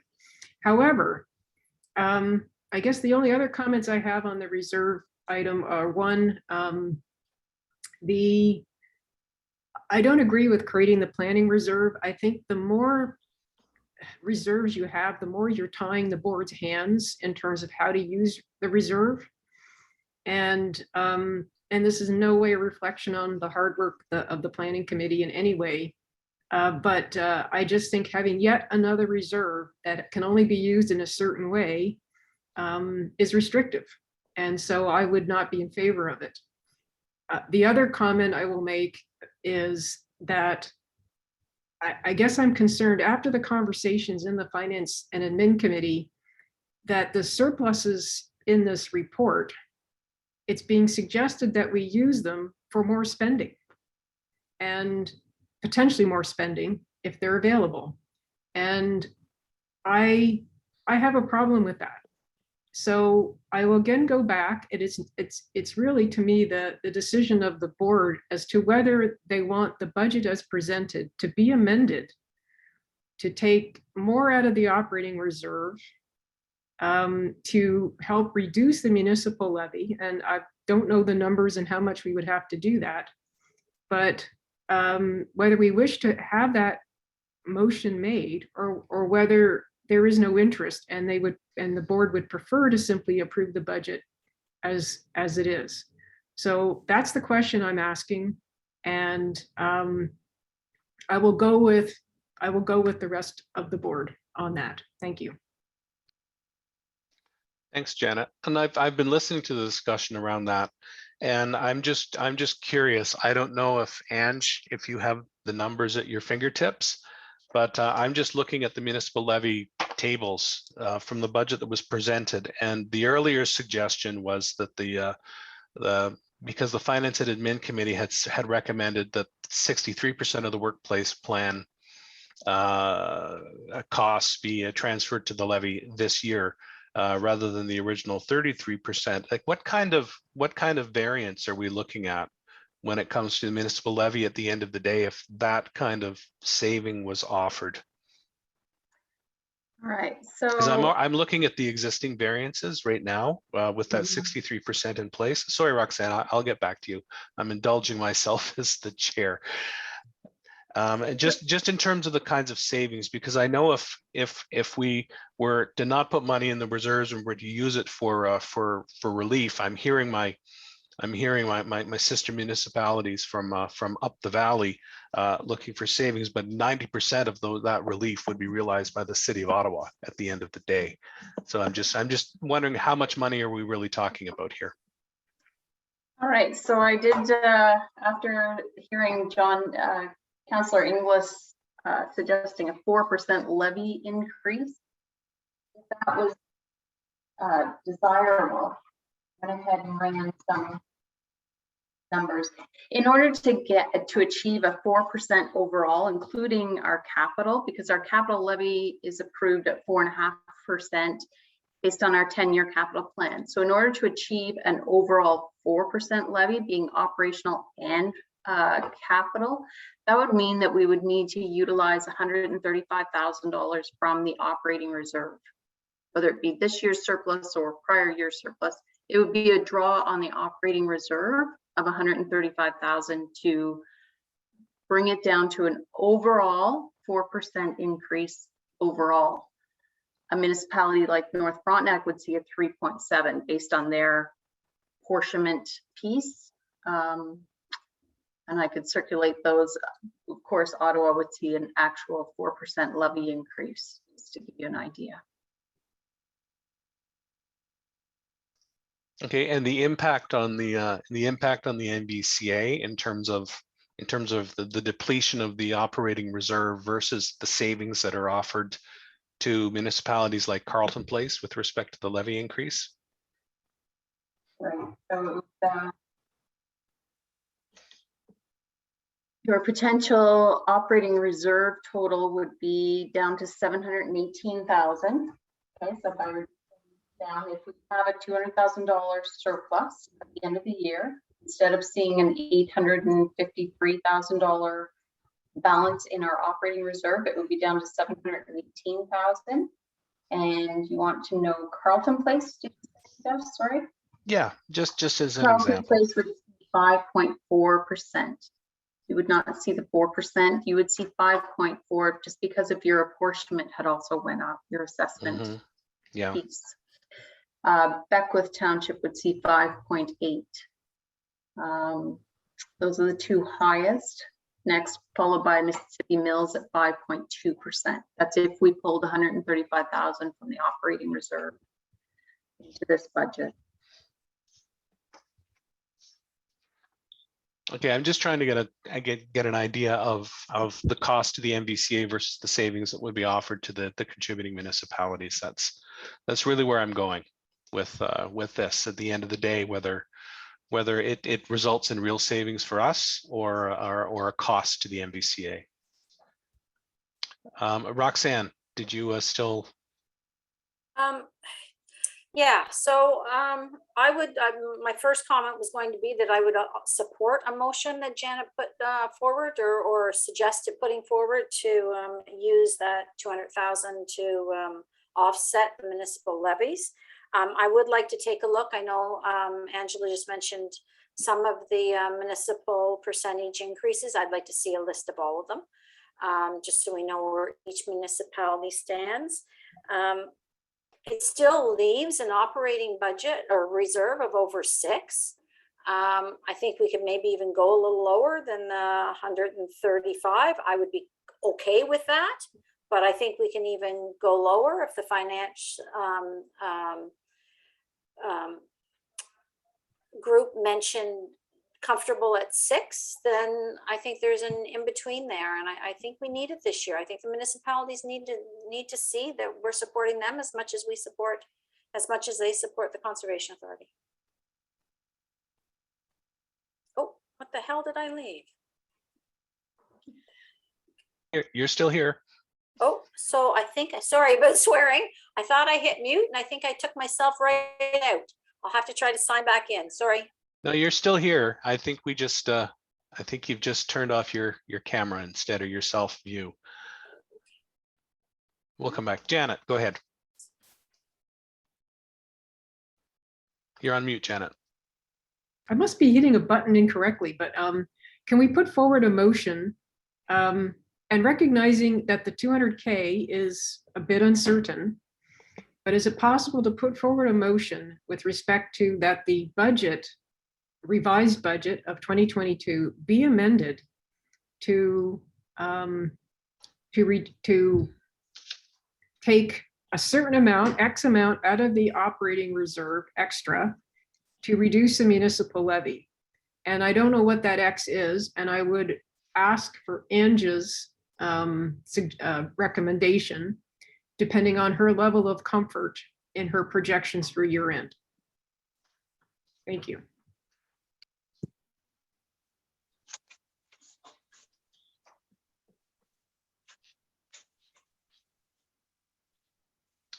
And she needs some time with that.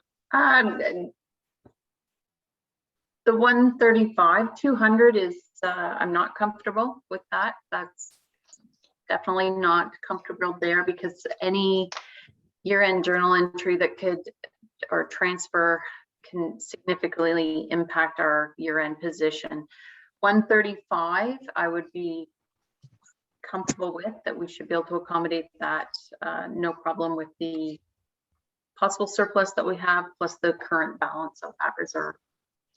It would get above the 600,000.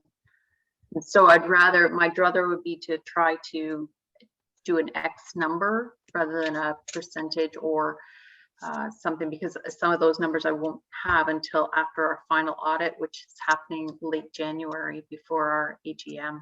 So. It's just Janet. Is that that inform? Are you putting a motion forward? Is my question. Yes, I'm not quite sure how to word it, but I would like to move that the budget be amended. That the budget be amended to draw $135,000 from the operating reserve, in additional $135,000 from the operating reserve, such that it reduces the municipal levy by an equivalent amount, the absolute value of the municipal levy by an equivalent amount.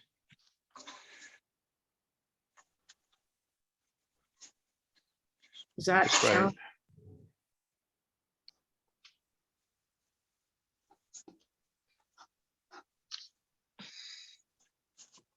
Do we have a seconder for that? Andrew Tennant.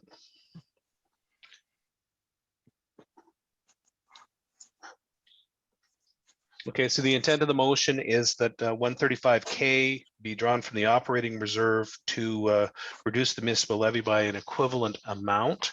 That's assuming the surplus is there at the end of the year. And that's what we're discussing now. So if you're not discussing the motion on the floor, just put your hands down. Otherwise, I'll go through the speakers list, starting with John Crow. Thanks, Chair. Yeah, I must confess, I feel like this is kind of going forward on the fly. So case in point, I mean, if you were to pursue the suggested motion, from a process point of view, would it then go back to Finance Committee? And do we get another look at it? Or are we sort of saying in good faith, here's approval in principle? So, you know, I've heard some questions around staff responses, particularly with respect to the realities of what X means.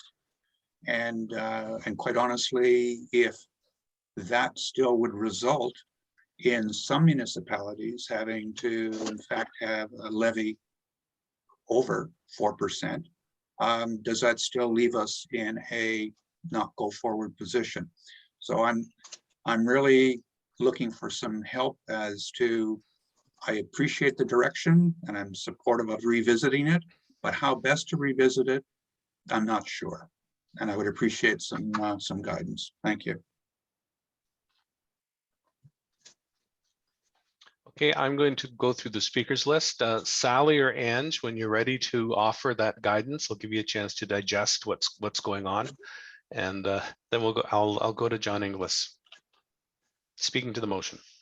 Thank you. I'm going to offer a friendly amendment to Janet's motion, and that be that we reduce the overall municipal levy total, and each township will have its new apportionment based on its percentages, that the overall municipal levy be adjusted in the new budget by an increase of 3.8%, and that the required funding come from a drawdown of the operating budget.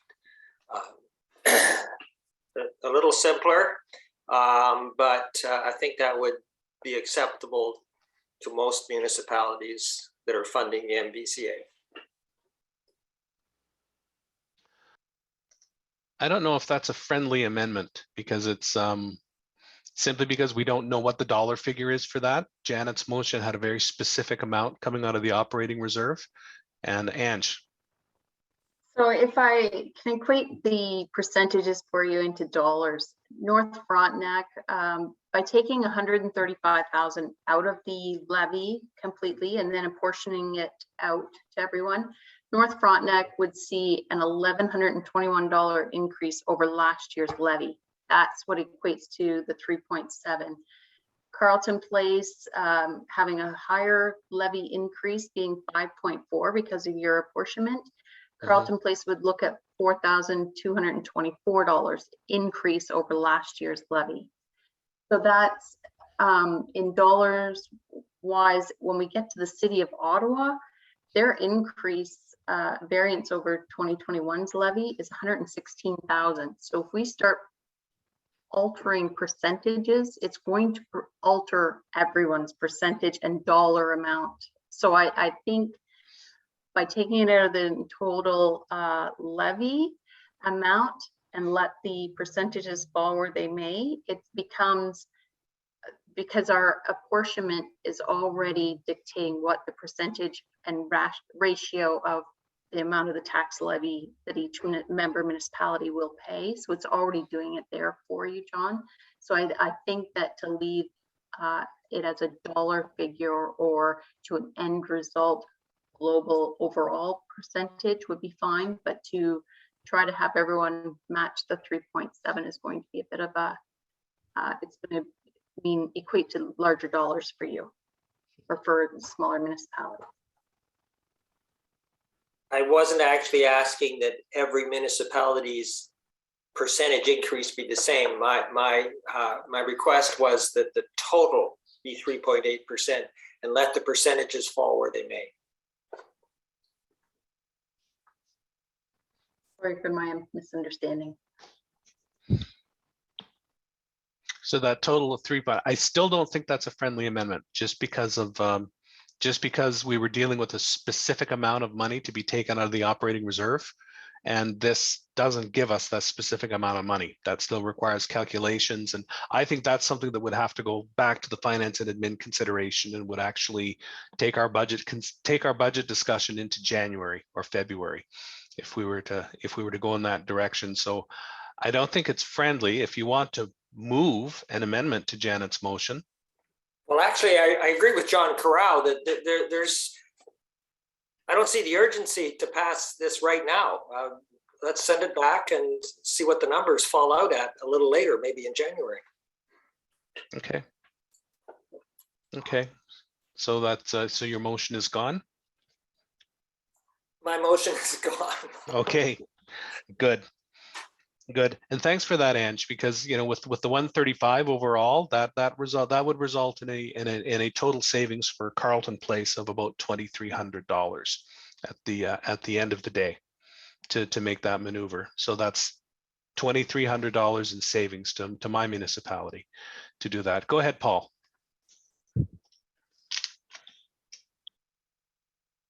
You're on mute, Paul. My apologies. My comment is around two things. First off, it's noon, and being a diabetic, I'm going to have to go out shortly.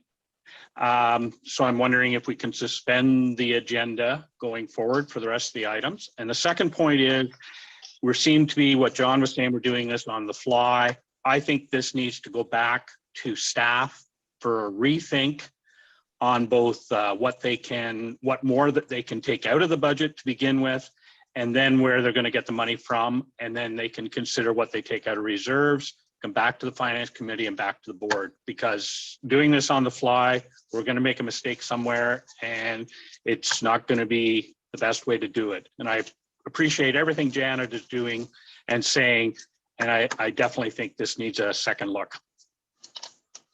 Thanks, Paul. I'll make a motion that we do a second look. That we go back.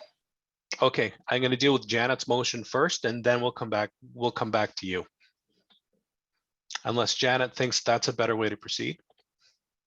I think that taking this back to the finance committee is probably a good idea. Okay. So do you still want your motion put on the table, or do you want? Sorry. So I'm saying, because what we could do is if we pass your motion, then we could consider referring this back to the finance and admin committee for further consideration. Or either way. I think you're more familiar with the processes of this. So I will go with your lead as long as it gets reconsidered. And I do believe, given all the conversations, there are a number of people here who were not part of the conversations at the Finance and Admin Committee, and there was a lot of detailed discussions, right? Which caused me to raise this concern. So I think taking it back to the Finance and Admin Committee, which has the experience with the issue, is a good idea. So if you are proposing that we pass or put the motion forward and pass it with the, including sending it back to the Finance and Admin Committee to make another recommendation to the board, I would be in favor of that. Thank you. Okay.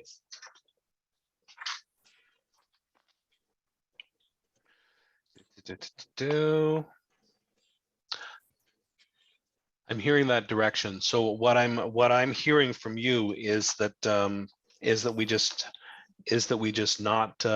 not adopting the budget. We're going to send it back to the Finance and Admin Committee with that instruction to draw $135K or more money from the operating reserve to reduce pressures on the municipal levy. That's what I'm hearing, but I'm going to listen to Glenn and Phil and Andrew and then see where we are on the matter. Mindful of time, Paul. I'm going to try to get us through this quickly. I think it's reasonable to refer it to the Finance Committee. What I was wondering if staff could clarify is in terms of timelines for any commitments to provide a draft budget to the municipality or to finalize our own budget in the new year.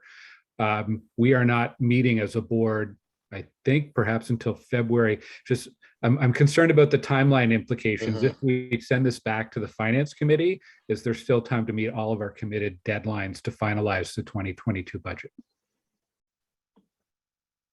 You read my mind. Sally, can you comment on that? Typically, we circulate to the municipalities by the end of the year so that they have a full 30 days to comment. I don't know if the year-end date is in legislation or the 30-day is in legislation. And do you happen to know which it is? I'm not sure on what the regulatory constraint is there, but definitely we have to allow a period for circulation to our member municipalities before the board adopts it. And typically we do that in our February AGM. Ange, do you have? I'll look it up, but I know that the authorities' deadlines have conformed to the legislation. So we need to have our budget firmed up to be included in the municipal budgets, but I'll have to get the date.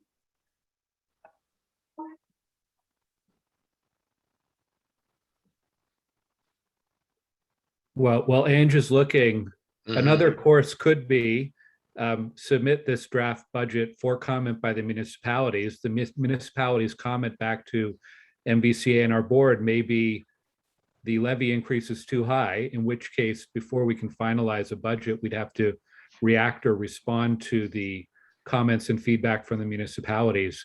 You know, we could still present this budget as it is in front of us, but we're not approving a budget today. We still have until February to balance it and take into account any concerns raised by the municipalities. So I suppose we could, I guess what I'm saying is we could present this to the municipalities for comments and also continue the discussion behind the scenes about the appropriate mix between reserve funding and levies in order to balance our budget and address some of the concerns raised today.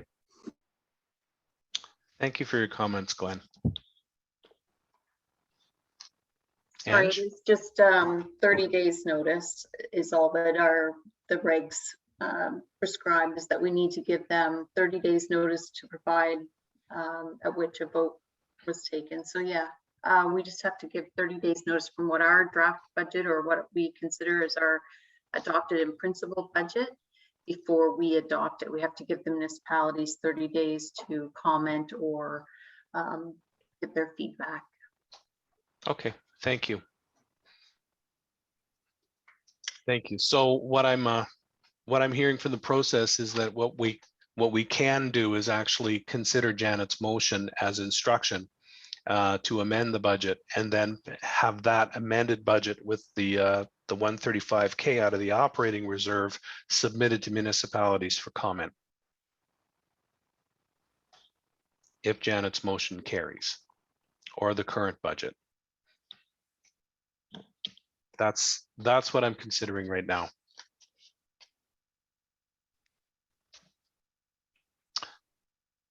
So we still have a motion we still have Janet's motion on the table that I'd like to address as to whether that's what we want, or if she's going to withdraw her motion and we simply either send our budget back to the Finance and Admin Committee for adjustments before sending it out to the municipalities for comment, in which case we'd be doing some quick meetings later this month and early in January in order to get that done, or we follow Glenn's suggestion, which is we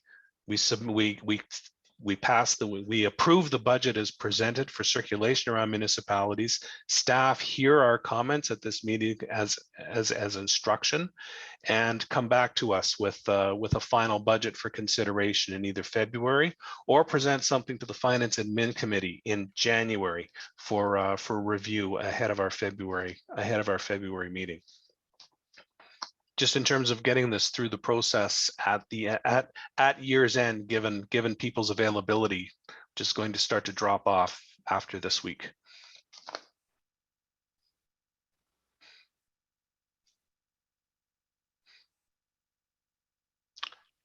As long as So the date isn't Christmas Day or January the 1st, I'll be sure I'm available. Well, that sounds good to me.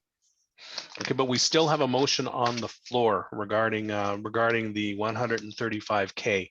So I'm just going to carry on with that. If people want to continue to discuss that item, keep your hand up. If not, I will put that question to the floor, and that will be considered as instruction to staff. And then we can move on with other matters. Phil. Yes, I would just comment that I am in favor of going back to the Finance Administration for further comment, but just in terms of the savings, you mentioned a couple $1,000, 2,500 is what it'd save at Carlton Place. I suspect Ottawa would be pleased to hear that they'll be saving 121,000, whereas all the other municipalities will save about $13,000. So a good deal of what dam upgrades and those things that are necessary to have the extra budget are going to be occurring in the areas outside of Ottawa, and we'll be gracious about accepting whatever the decision of the majority of the board is. Thank you. Thanks, Phil. Sally, I see your hand up. Yeah, I just want clarification on the motion. My understanding of the regulation is that we need a board endorsed budget to be circulated. It can't just be approved by the finance and admin. So if we're referring this back to finance and admin, it still has to come back to the board with sufficient time to allow for a 30-day period review before the AGM. So I'm just wanting that to be clearly understood. So we'd be looking to schedule both an F&A committee meeting as well as another board meeting that would still allow us 30 days before the AGM. And the date of the AGM is February. It's the third Wednesday. It's the third Wednesday in February. So we would need to wrap this up by the third Wednesday in January. And in fact, because we like to issue the agenda package a week in advance, that in fact, it's a week earlier than that. So by the second week of January. Yeah. John. Thank you, Chair. I have listened to the two options, and I really think that at this juncture, Glenn's proposal to really go forward with the existing budget and seek municipal feedback really will give us a more fulsome response than going back with a half-jigged revised budget. So I'm really more inclined to be supportive of taking the longer game approach and giving municipalities a chance to have those discussions as well in-house, not just at MBCA. Thank you. Thank you, John. Andrew, and then Roxanne, and then I'm going to move things along. Just quickly, I think given that we've had a lot of discussion about the budget, both at finance and at board level, I don't know how necessary it is to go back to the finance committee again. Everybody's aware of what's going on. Everybody's aware that, numbers we're working with. I think the comments to the municipalities is probably far more important at this point. Let them see what we're working with, and if they have any serious objections, we'll know about it. So just, that's all from me. Thanks, Andrew. Roxanne, then we're going to put the question to the floor. So just at a clarification, it goes back to the municipality for comments, then before we final pass it, correct? I just need a yes. Okay, so I did just ask for clarification, just so you know, Tay Valley Township included a 2% increase in municipal levies for the Conservation Authority. So a total of, I think, 2% increase over 2021 for a total of 21,300. I may have just written that down wrong. They budgeted 21,300, approximately a 2% increase. So anything over that is going to be a sales job. So I will vote in favor of Janet's motion, but it will still have to go for comment, and there still may be some work that we need to discuss after the fact. But I agree with Andrew; those comments are most important. But let's start with that $135,000 decrease from reserves. Thank you. Sally. Yeah, just one quick comment. I'm personally uncomfortable with us circulating to our municipalities a budget that there's not broad scale support for. We're going to incur a reputational risk and hit that I think we can mitigate by taking this offline again and resolving and feeling comfortable with a budget. If we don't have board members willing to speak positively to these budgets when they go to municipal councils, I think we can all anticipate the outcome. And I think from a just a good practice and demonstrating that we are being responsive, staff need to listen to the direction of the board, go away, come back with a document you can all be supportive of, and circulate that document. Thank you, Sally. John, your hand is still up. Okay. Okay, so the motion that we have in front of us is that we instruct. Okay, I'm going to finesse this, because when we do this, what we're in fact going to be doing is sending the budget back to staff.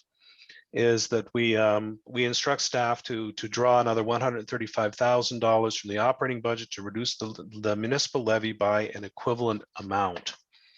That's the motion that was put forward before us as instruction for staff to amend the budget. All in favor of this motion, please raise your hands. 1, 2, 3, 4, 5, 6, 7, 8, 9, 10, 11. Opposed? 1. The motion is carried. Next, we have the motion that the next motion that's suggested is the finance and okay, this is, I've got the wrong resolution in front of me. Consideration. I've got the finance and administration resolution motion in front of me. I'm sorry, folks.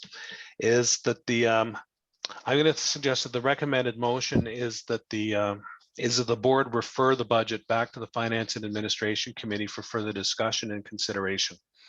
That's the motion that I'm going to put forward on the table as the chair. Does anybody wish to second this motion? Kirby Thompson seconds the motion. Any discussion on this? No? All in favor of the motion? Motion carried.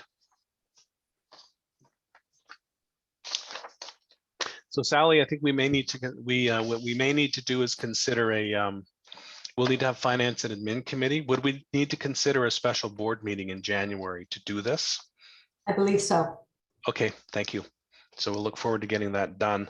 Now, my next question is with respect to the reserve policy, should we also defer this decision until the special board meeting? Okay, so we'll set this one aside on the agenda until the next meeting when we're dealing with budgetary matters. It is 12:23, Sally. I'm wondering about the remaining items on the agenda, because we did go over with our budget discussion today. The adoption of the transition plan and the adoption of the Casey Creek flood mapping study. Are these items that are time sensitive and need to be addressed today, or is this something that can be put off to a meeting in January? The transition plan should be considered, as I'm mandated by regulation to circulate it to the municipalities by the end of this month. Okay, and the other item? I believe, I mean, it's desirable to adopt today, but if time does not permit, I understand completely, we can defer it. Okay, I'm just concerned about losing quorum soon, as we are 20 minutes over our planned meeting time. 1, 2, 3, 4, 5, 6, 7, 8, 9, 10, 11. We still have quorum in the room. So I'm going to proceed with the transition plan item next. Okay, so I will just simply speak to this then. The document you have in front of you outlines basically how MVCA will approach putting in place all the requirements set out by the new 3 regulations that were issued in October. We have been collaborating with our neighbor CAs, not just in adjacent ones, but throughout Eastern Ontario, because as much as possible, We want to make sure that when you're receiving something from Quinty, it's the same as what you're receiving from us. It's the same as what you're receiving from Cataraqui or Rito or whomever. So to that end, we're also wanting to collaborate on our engagement with municipalities throughout this process. So you'll see in this plan that we're identifying opportunities to engage with municipalities on how you will want to move forward in the deliberation of what programs and services are to be delivered under the new framework and the funding of those. So one thing I wanted to point out to you is that it shows under item 3, municipal engagement to present the inventory, address questions, and establish municipal specific negotiating timelines and approaches. Based upon, ongoing conversations we're having at the provincial and Eastern Ontario level, we're actually looking to move that forward, probably starting in either January or February. Because we need to understand amongst ourselves the ground rules of how we're going to move forward sooner rather than later. And we'd like to do that before that hard deadline you'll see under 2D, February 28th. So we have to provide to all of you our 5-year annual average costs for current programs and services and what we're projecting going forward if there's going to be any variation from that. So that's why we'd probably like to engage with your municipalities before that deadline so that if we need to rejig anything to address municipal concerns, we're able to. So other than that one nuance that I wanted to point out, all of these deadlines that you're seeing in bold are prescribed in regulation. And we're going to be coming back. I was going to need to schedule a finance and admin committee meeting in any event to review this whole category 1, 2, 3 business with the FNA. And then I was going to bring it forward to the board at the AGM. So I'm happy to address any questions you may have. John, go ahead. Just wondering if that consultation that you're bringing forward, would that just be with the CAO of each municipality? You're not going to involve the whole council in that initially, I gather? What we were talking about doing is inviting the CAO, the treasurer, and the mayor. Sounds good. Okay, thanks, John. Any other questions for Sally on this? Okay, we have a recommended motion. Resolved that the Board of Directors approve the transition plan and its distribution to member municipalities and the province. Moved by John Carreau, seconded by John Inglis. All in favor, please raise your hands. Opposed? Motion carried.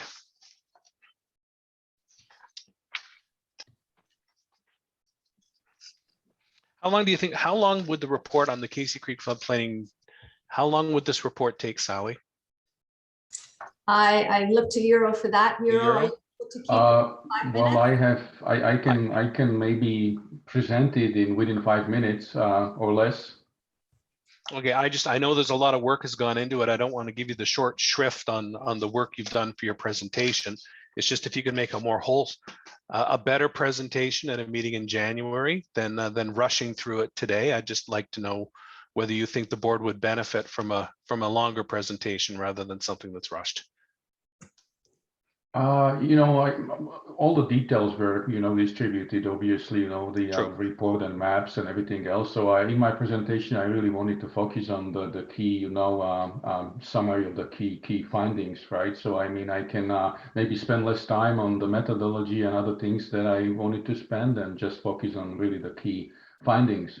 Okay, proceed. I think we can get this item through before we adjourn today. It's the last item on the agenda, folks. Okay, can someone confirm that you can see my screen, please?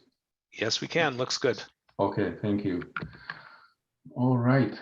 So really, as you might know, back in 2012, RBCA, MBCA, and South Nation, and in collaboration with the City of Ottawa, developed a 5-year plan to update floodplain mapping within the city limits.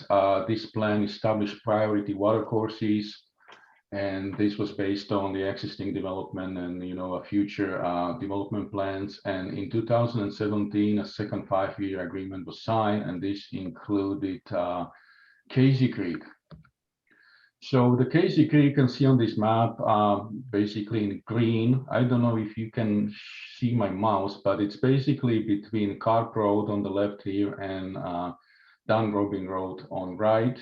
It's a very small watershed, just 55 square kilometers. It's dominated by agricultural land with some residential and wooded areas and wetlands. The Casey Creek itself is a tributary to Constance Lake and flows into eventually Ottawa River. The creek has three main tributaries, and these tributaries were also mapped as part of this project. And there was no existing floodplain mapping previously for this area, and this watercourse was selected as a priority watercourse due to the proximity to urban boundaries. Kanata is just south of here. We have the village of Carp, and also for potential for rural estate development that is already happening in the southeast portion of the watershed. So this is basically just a quick outline of the approach that MVCA follows to execute and deliver floodplain mapping projects: delineate, prepare, adopt, and share.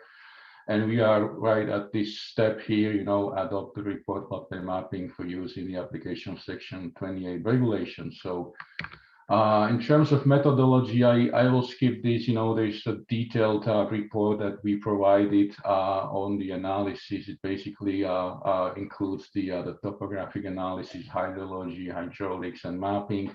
I just want to say that basically this study was completed in accordance with the ministry technical guidelines, river and stream systems flooding hazard limit that is in effect in the province. And also a technical review was completed for this study by JFSA, and all comments incorporated in the final report. So this brings us to the floodplain mapping. For Casey Creek, we produced 10 sheets, 10 maps, as you can see on the left here. They were produced in a scale of 1 to 2000. And on the right-hand side is an example of one sheet. I believe this is number 6. And you can see that many locations along the Casey Creek in blue here have wide floodplain with some spills that are marked here. And basically, the red line here is the floodplain, is the flood line, and yellow line is the regulation limit. Now, due to the fact that this watershed is still mostly rural, dominated by agricultural land use, we don't have many flood-prone areas. There's this one house that was identified partially within the floodplain, just right at the edge of the flood line. And then we have 2 other properties, including this house and the house to the left. And then there's one house to the northeast, and just for your orientation, this is Dan Robin Road. So these 3 properties will have unsafe access during the regulatory flood, as the driveways will be more than 0.3 meters below the 100-year flood level. And then we also identified one road, the old second line road, that would be potentially overtopped during the 100-year flood event, but the overtopping would be limited to a maximum of 10 centimeters. So it's just, the flooding depth wouldn't be very significant. In terms of the notification process, so due to the ongoing pandemic, we organized for the first time a virtual open house back in June. And to share these findings and present draft maps to the public, answer questions. The open house was advertised in Community Voice, West Carleton Online, in social media, on our website. We sent letters to all affected landowners, and Also, we posted draft floodplain maps on our website prior to the open house for review and comments. And so that's and basically after this report and maps are adopted, the regulation limit and the floodplain maps will be provided to the city of Ottawa for inclusion in their zoning bylaw document.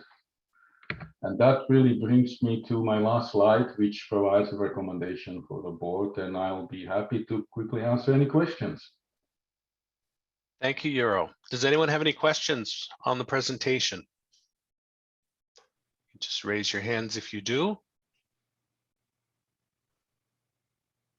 I'm seeing none. Thank you, Euro.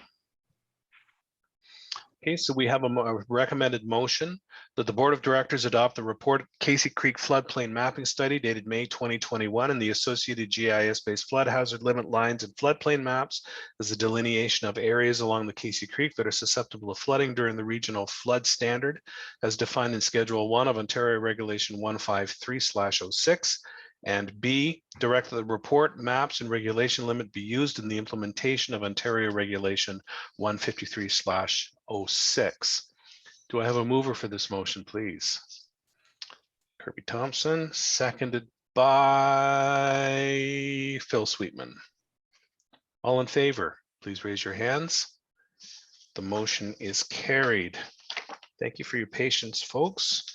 Our last motion is to adjourn. Resolved that the Board of Directors meeting be adjourned at 12:36. Can I have a mover for this, please? Moved by Kirby Thompson, seconded by Chuck Rieghoff. All in favor of adjourning the meeting? The meeting is adjourned. Thanks, folks, again for your patience.